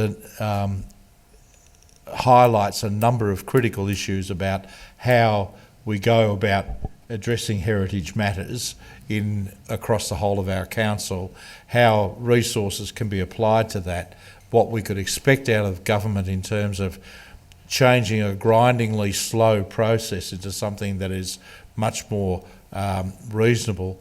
It's by the time things are moving, there are other things on the way, and you seem to be in this constant mill where you're not quite sure which part of the heritage game you're talking about and which study you're on and so on like that. So therefore there's just a difficulty in keeping up to speed with it. I think also that Councillor Marshall, thank you for acknowledging the fact that future councils have to keep on this game, and I hope that they do too. We've got, but just to reflect for a second, what has actually happened now is that we have been able to achieve a capacity to keep thinking about Whiskey Hill and the value of Whiskey Hill as a unique place in the development of that part of Melbourne and what it reflects in terms of the values of people at the time and now for the future. And Whiskey Hill gets its name for a very particular reason. I've mentioned that before in the council, and of course it's wonderful juxtaposition to the Temperance Triangle, which is one of those great jokes that's local, but it's so important in terms of our heritage and understanding what Ascot Vale is about. So we now have that capacity. We've thought about it, we've been able to extend it and raise it in people's consciousness, and I think that that's the most important thing that's actually happened here. And I do note that the online petition has created astronomical numbers that Donald Trump would be proud of, many billions, and so on like that. But I think in fair recognition, that was the hard work of many, many people who pushed that. So well done, and we've got a bottom line here in this particular one, but there is so much more to be done, and so much more to be thought about in this, as I said before, Moonee Ponds being one of the most livable places in Melbourne, rated in the Herald Sun today, and it can also be across the whole of the board for the whole of Moonee Valley. Thank you, Councillor Cusack. Does any other councillor wish to speak to this motion? Councillor Nation? Just only to chip in and reiterate my thanks to the community who have kept this issue at the forefront, and we probably have forgotten to mention Councillor Marshall, who did bring this matter back to us via a notice of motion. I think you buzzed in from somewhere overseas as part of the consultation, so I know this has been at the forefront of your mind, and let's hope this is the first step in getting the outcome that the majority of us desire. Thank you, Councillor Nation. Any other councillor wish to speak to this motion? I'll put that to the vote. All those in favour? That's carried unanimously. Thank you. The next item on the agenda is the response to petition to improve Weather Station Park in Airport West. Councillors, do I have a motion, please? Councillor Byrne? Thank you, Madam Mayor. I would like to move the officer's recommendation with a point D, reading the CEO develop protocols for ensuring that the views of children and their carers in the relevant neighbourhood are considered prior to undertaking any playground upgrade classified as medium or large. Thank you, Councillor Byrne. Do I have a seconder for that motion? Councillor Gatchimarici. Any questions, councillors? Or Councillor Byrne, would you like to speak to the motion? Thank you, Madam Mayor, I will. A little bit of background for this one. Back in July, we received a petition from 17 school-aged children notifying of us and telling us that the weather station park upgrade that was completed was, in their words, babyfied, and that it wasn't suitable for school-aged children. And this started what I suppose has been a rolling events of things coming to light. And it brings us back to what plan was put in place by council back in 2013, and that was the place-based plan. And it's been interesting reading, as most of us would probably say, and it's amazing how much our thoughts and our attitudes have changed in that time, because in this report, which was somewhere between 30 and 40 pages, I don't have it, the amount that was spent on consultation was about half a paragraph, very little detail, whereas there's no way in the world we would be able to get away with a plan now with such little consultation. Obviously, with the plan, whilst it was very good at the time, it is one of those things that there potentially changes that need to happen that have come to light, and that's where dot point D comes in. So what we're, I suppose, overall saying to the petitioners is that we've noted the petition that's received. According to what we've put in place in our plan, there is adequate playground at the weather station park based on what our criteria is. I know that they might not necessarily agree with that, but there is equipment, it's just not necessarily the equipment they like. We need to notify them of this decision, but in doing so, I think that we need to say that whilst we're saying that yes, we've spent $150,000 on this playground, thank you so much for bringing it to our attention, because it's going to change the way we do playgrounds going forward. It would be irresponsible of council to put in an expensive playground and rip it up and put in a new one. Potentially down the track with budgets, maybe an extra piece of equipment can go in. There's obviously different things that need to happen with playgrounds. But going forward, if this gets endorsed, we'll know that the neighbourhoods can have some sort of an input into what goes into their playground. Because what the feedback was in 2013, whilst valid, was a very small size. In the place-based plan of 2013 to 2023, which I might want to add is getting started on in approximately 2021-22. There's a line saying if you want to see the full consultation report, you can contact council. So contacted council, got the full consultation report, and there were 8 comments on a whole place-based plan. There was 8 comments, and some of them were to do with the lack of play equipment that we have for youths being between the ages of 12 to 18. And it's something that we have to keep in mind. We have to stay with the trends, and we have to consult our community. And I'm sure that when we come up with a new place-based plan, we will have it and it will be a big feature of the plan. But until then, this will ensure that at least some consultation happens going forward. Thank you. And thank you to the petitioners who put it through and bringing this to our attention. Thank you, Councillor Byrne. Councillor Gatchimarici. Thank you, Madam Mayor. Councillor Byrne has spoken pretty comprehensively, so I will just speak very briefly. I think there's a really important piece here in terms of an understanding of governance processes and how our school communities and other children in our community can interact with council. There's great opportunity for them to be able to give feedback at a neighbourhood level when we look at the neighbourhoods in 2040 and being able to interact with their communities going forward.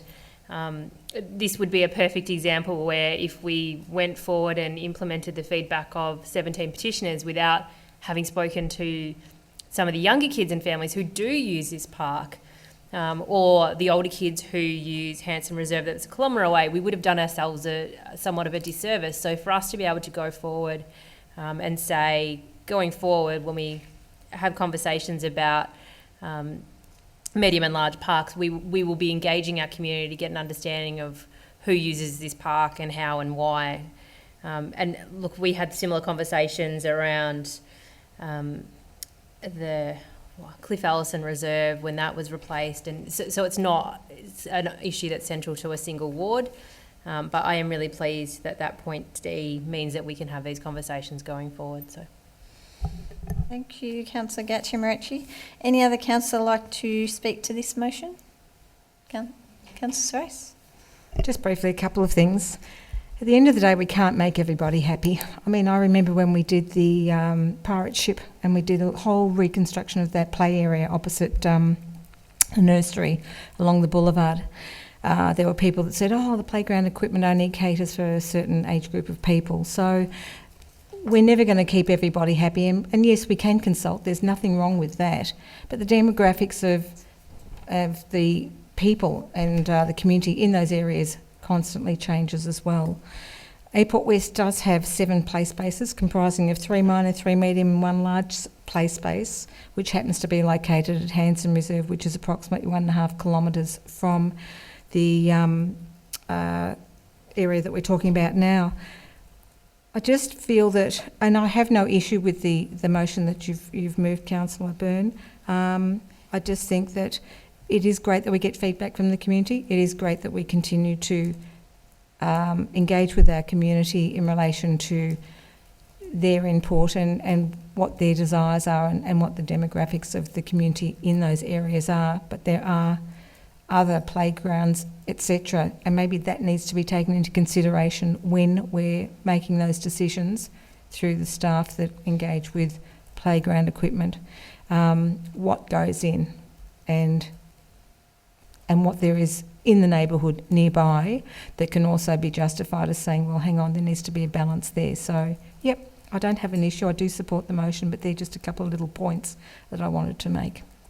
Thank you, Councillor Race. Councillor Cusack, did you have your hand up?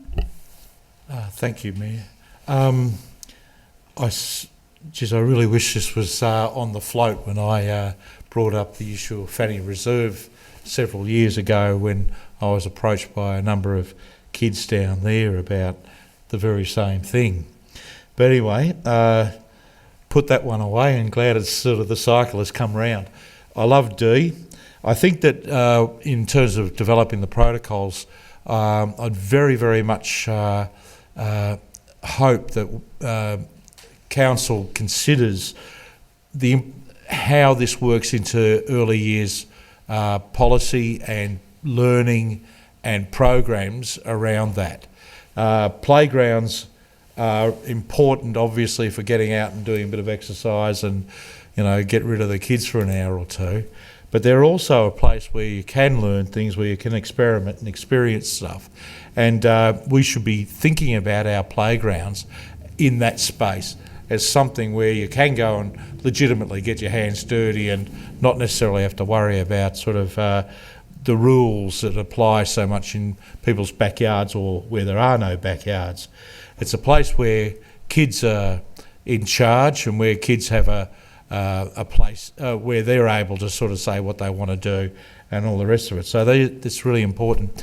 And the other thing that I'm very interested in and I think is critical in good playground design, so in terms of protocol, is that how do you integrate the stuff for younger and older kids, have it together but allow for a separateness to occur. Now that sounds like a more contradictory, but older kids sometimes need to take care of their little sibs. Older kids also sometimes like to use the the toys or the equipment that younger kids have, and things like that. And there shouldn't be just simple rules that sort of discriminate, but rules that are ones that can be bent and twisted to suit the needs of kids. And that's where it gets right back to that question of how do we consult, who are we talking to, and so on like that. And our parks won't become, our playground equipment won't become old and tired and disused if we start to think about our protocols as places where you can go down and do stuff, where all abilities can be taken into account, where people might want to use them for a number of things. And let's not forget the child in each of us, and that sometimes that needs to be liberated along with the little ones. Thank you, Councillor Cusack. Any other councillor wish? Councillor Lawrence? Thanks, Madam Mayor. Look, it's I take all the points that I've heard, and they're all valid. Taking Councillor Cusack's point that play and play behaviour is imperative for children to learn imagination and use the brain for development and so forth. And I also take the point of Councillor Sarace, who suggested that demographics do change from area to area.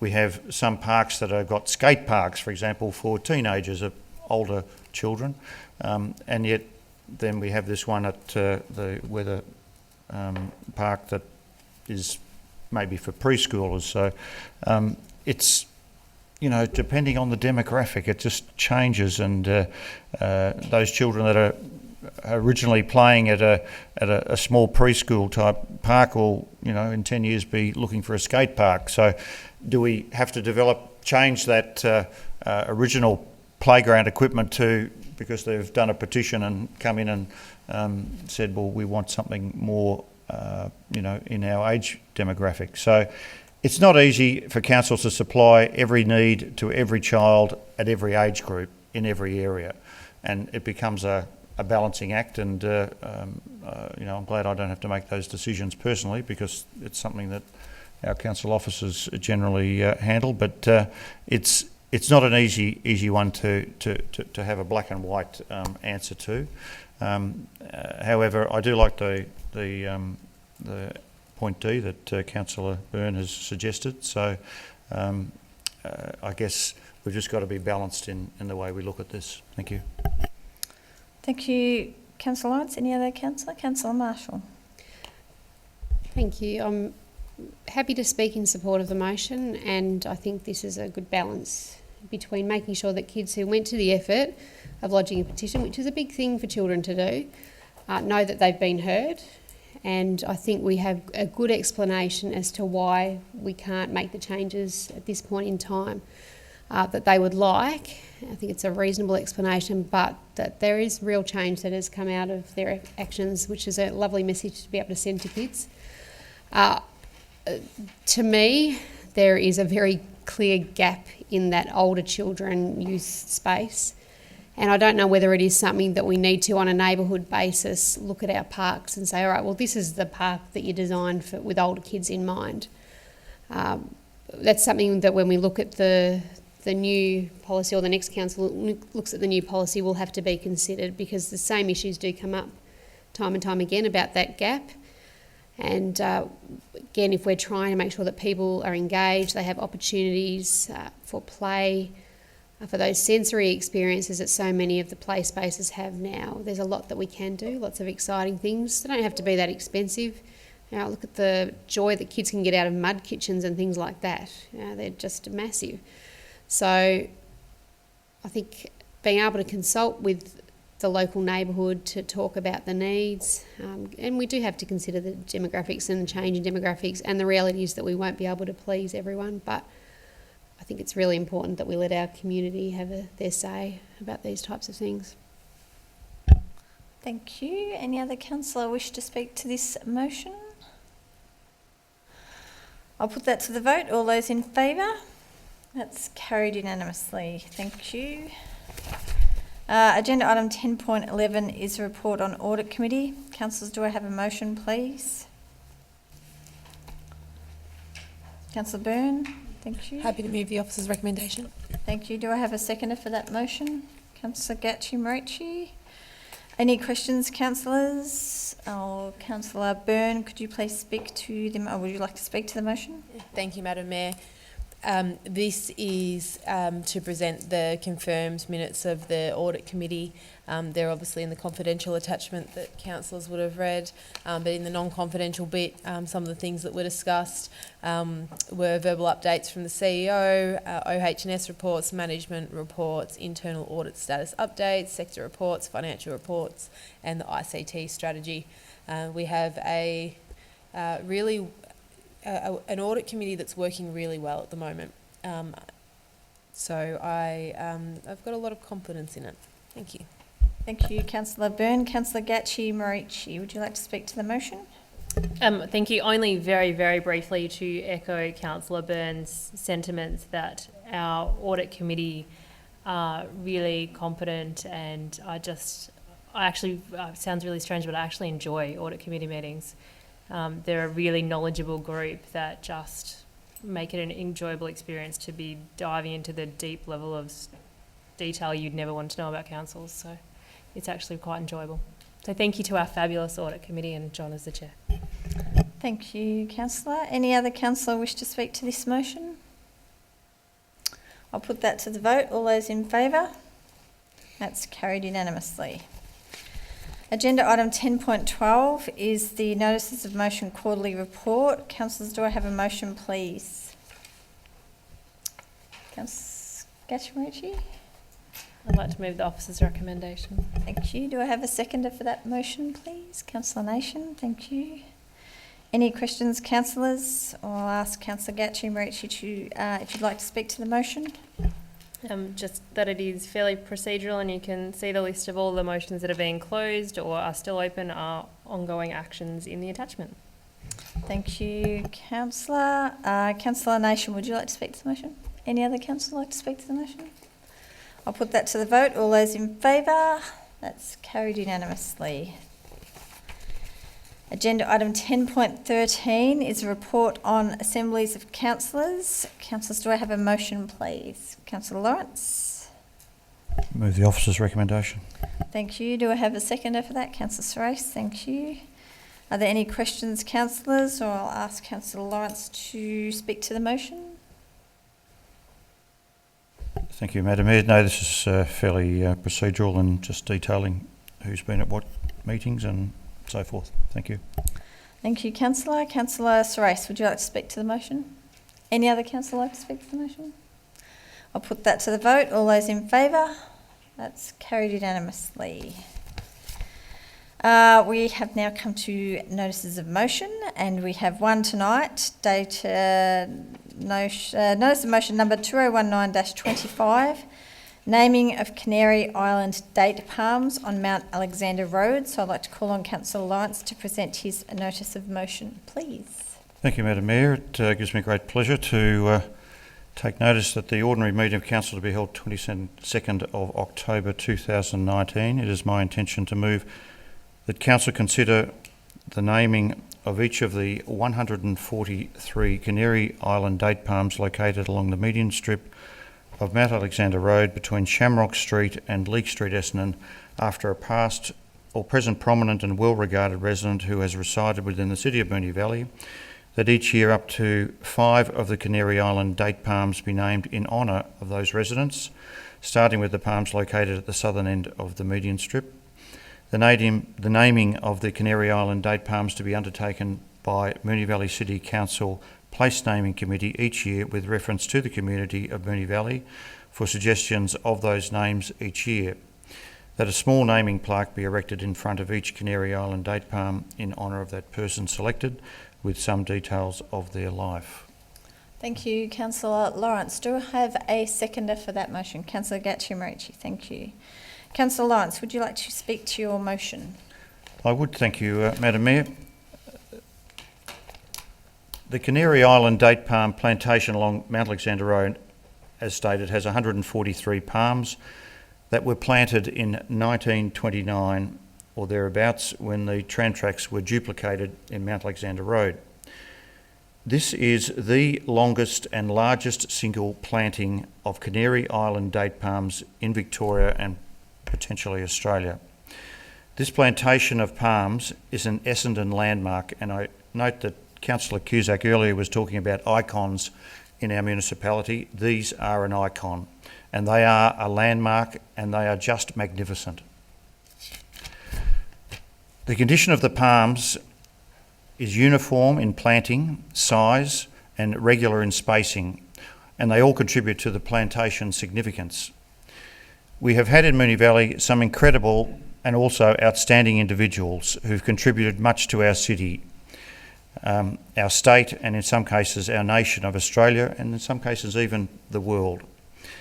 It's my intention, by bringing this motion, that the significant Canary Island date palm plantation and the significant individuals together have a small plaque dedicated to each of those persons in front of each palm tree. So we're bringing the significance of the palm tree plantation with the significance of the individuals that we have had in our municipality.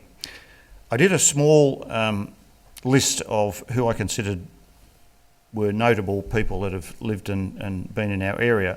And if you just give me some due diligence on this, Professor Don Esmore comes to mind, AO, Robert Gilbertson, Archbishop Frank Little, Arthur Shower, General Pompey Elliott, Emily Mott, Nelson Wellington, Dick Reynolds, Dr. Sam Merrifield, Lionel Rose, Steve Irwin, Judith Durham, Alexander McCracken, Walter Burley Griffin, John Coleman, Tina Reena, Carolyn Chisholm, and many others who have had some significant input into our municipality. These are people that deserve the recognition, and they are names that go down in some cases in folklore within our municipality. With just 5 names added each year by the councillors' naming committee, it will be an exciting announcement each year to look forward to, and to celebrate our significant Moonee Valley people with our significant Canary Island date palm plantation. I commend this notice of motion to my fellow councillors. Thank you. Thank you, Councillor Lawrence. Councillor Gatchie-Moretti, would you like to speak to the motion? Thank you, Madam Mayor. I would like to briefly speak to the motion. I'm really pleased to be able to support it, and I would really like to commend Councillor Lawrence on bringing it to us. Obviously, Essendon North Village, every time you have a coffee there, this is an avenue that people look at or catch the tram past and go past without necessarily engaging with, and this is a really nice way to be able to engage with something that's a really significant icon in the area. Obviously, there are avenues of honour in other towns and municipalities, so this is a nice way for us to have an avenue of honour. And using the place naming committee is a really good opportunity to be able to apply a level of rigour and governance over that. For example, the past or present resident, the place naming committee talks through issues around whether someone who is alive at the moment is able to be named. They've got rules in place over those sorts of scenarios. And it means that you won't end up with 10 councillors each year naming 10 palms after themselves. So I am really pleased to see that it's been moved to some level of governance, and that there will be suggestions coming from the community rather than from council itself. So yeah, I'm really, really pleased to be able to support it. I think this is something that could add really good value to the area, and that I'm sure Essendon North Village will be really excited about, as well as the rest of the municipality. So. Thank you, Councillor Gatchie-Moretti. Any other councillor wish to speak to this motion? Councillor Nation.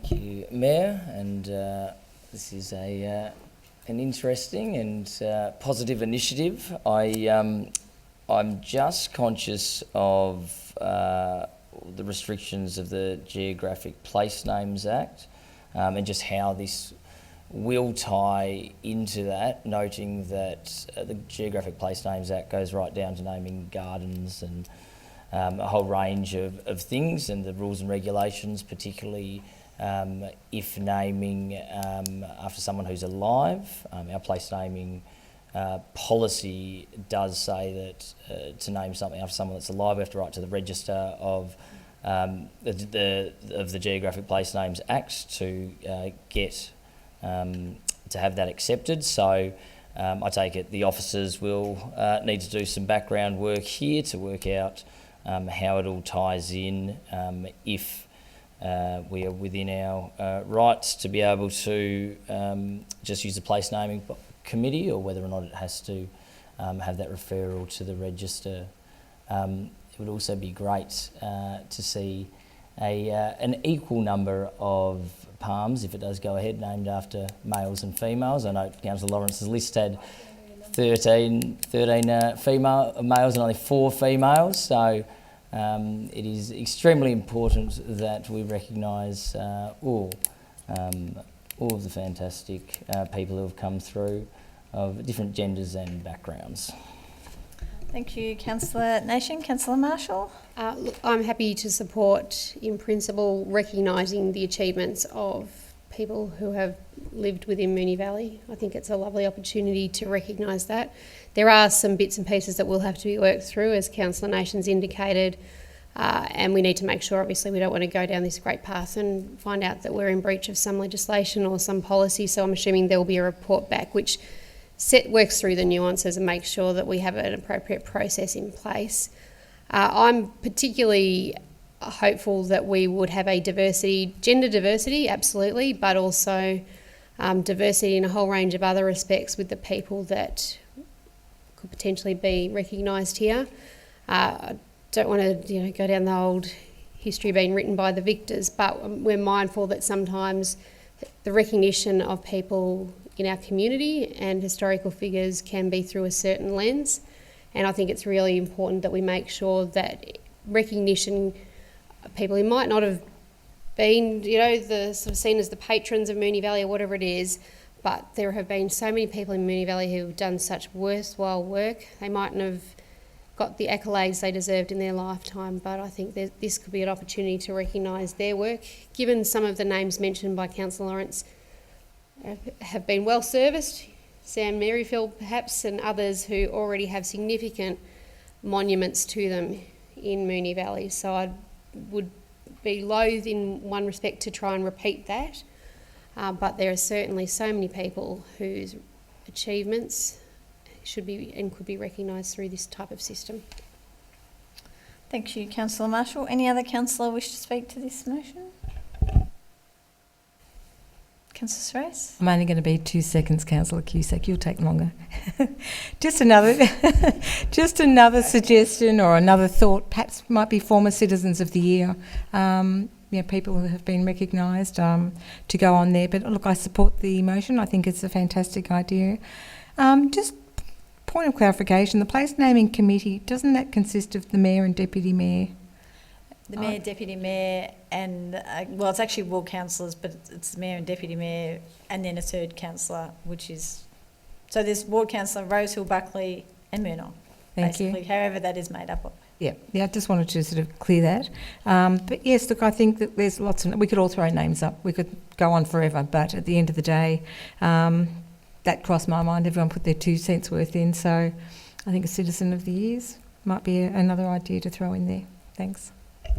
Thank you, Councillor Strace. Councillor Cusack? Thank you, Mayor. I support the motion. I think it's a really good idea. I suppose I do take the points that were made by Councillors Marshall and Nation in respect of working through the wrinkles that might be there, and one very prominent local came straight to mind, who was a gold medalist and all sorts of things, and is not remembered for that anymore. And so time can really, and actions can really alter a person's need to be on there. So there's clearly questions about how the terms of reference and protocols and so on like that go together. But there are some people who are so generous and amazing with their time and have made a significant impact in our community and the broader Australian community, as you say. And I'm also thinking of an Australian of the Year, who, not from that long ago, who continues to work in the area of mental health, for argument's sake, that is a local resident, and we've also got, again, some other wonderful performers who have changed not just the music scene, but have also significantly changed the Indigenous scene through their music and are living in this area as well. So it's a rich vein that you can tap, Councillor Lawrence. I hope we do it well, and it becomes a significant monument to both the environment through the trees and also through the plaques. Thank you, Councillor Cusack. I think everyone's spoken. Do you want to speak, Councillor Vett? I'll be the only one left out. I thank you, Councillor Lawrence, for putting up this notice of motion. I think that it's great, and I think that it can really take off. One thing that Councillor Marshall said that really has me thinking is about not necessarily having it as the heroes, having it as the ones that do the work behind the scenes, or the ones that don't necessarily have big monuments or streets or whatnot named after them. And the name John Higham rings a bell, and I'm not sure, just looking around, if anyone knows who this is, but he athletics, yes, Cam. He was the president of Essendon Athletics right up until July this year, and then he passed away on the weekend. And he was a fabulous person, and there's obviously been an outpouring on social media for him. And Councillor Sharp, we sat with him just recently when he was handing over. He's been unwell, but he was somebody who just encompassed what we probably want for these trees, that local, that person who did so much voluntary work for the athletics community for years and years and years. And I think that it has a really big opportunity for people like John. So potentially, depending when it goes through the committee. But yeah, so good job, Councillor Lawrence. Thank you. Okay, well, we've all spoken, so I shall put that to the vote. All those in favour? That's carried unanimously. The next item of business is urgent business. I don't believe we have any items of urgent business tonight. Do any councillors have anything they'd like to report on in their roles as delegates? No? Okay. The next item of business is confidential reports. There are none this evening, so that concludes our business on tonight's agenda. This is my last official meeting chairing as Mayor, so I thank my fellow councillors, CEO and staff for their support during the year. The next week we have, and thank you very much, Councillor Lawrence, for your kind words earlier. Thank you. And it certainly has been a privilege and an honour to serve as your Mayor over this last term. The next Tuesday meeting is our statutory meeting, and then 2 weeks after that, on the 12th of November, is our next ordinary meeting. So tonight's meeting is now officially closed, and we shall see you in the next few weeks. Thank you.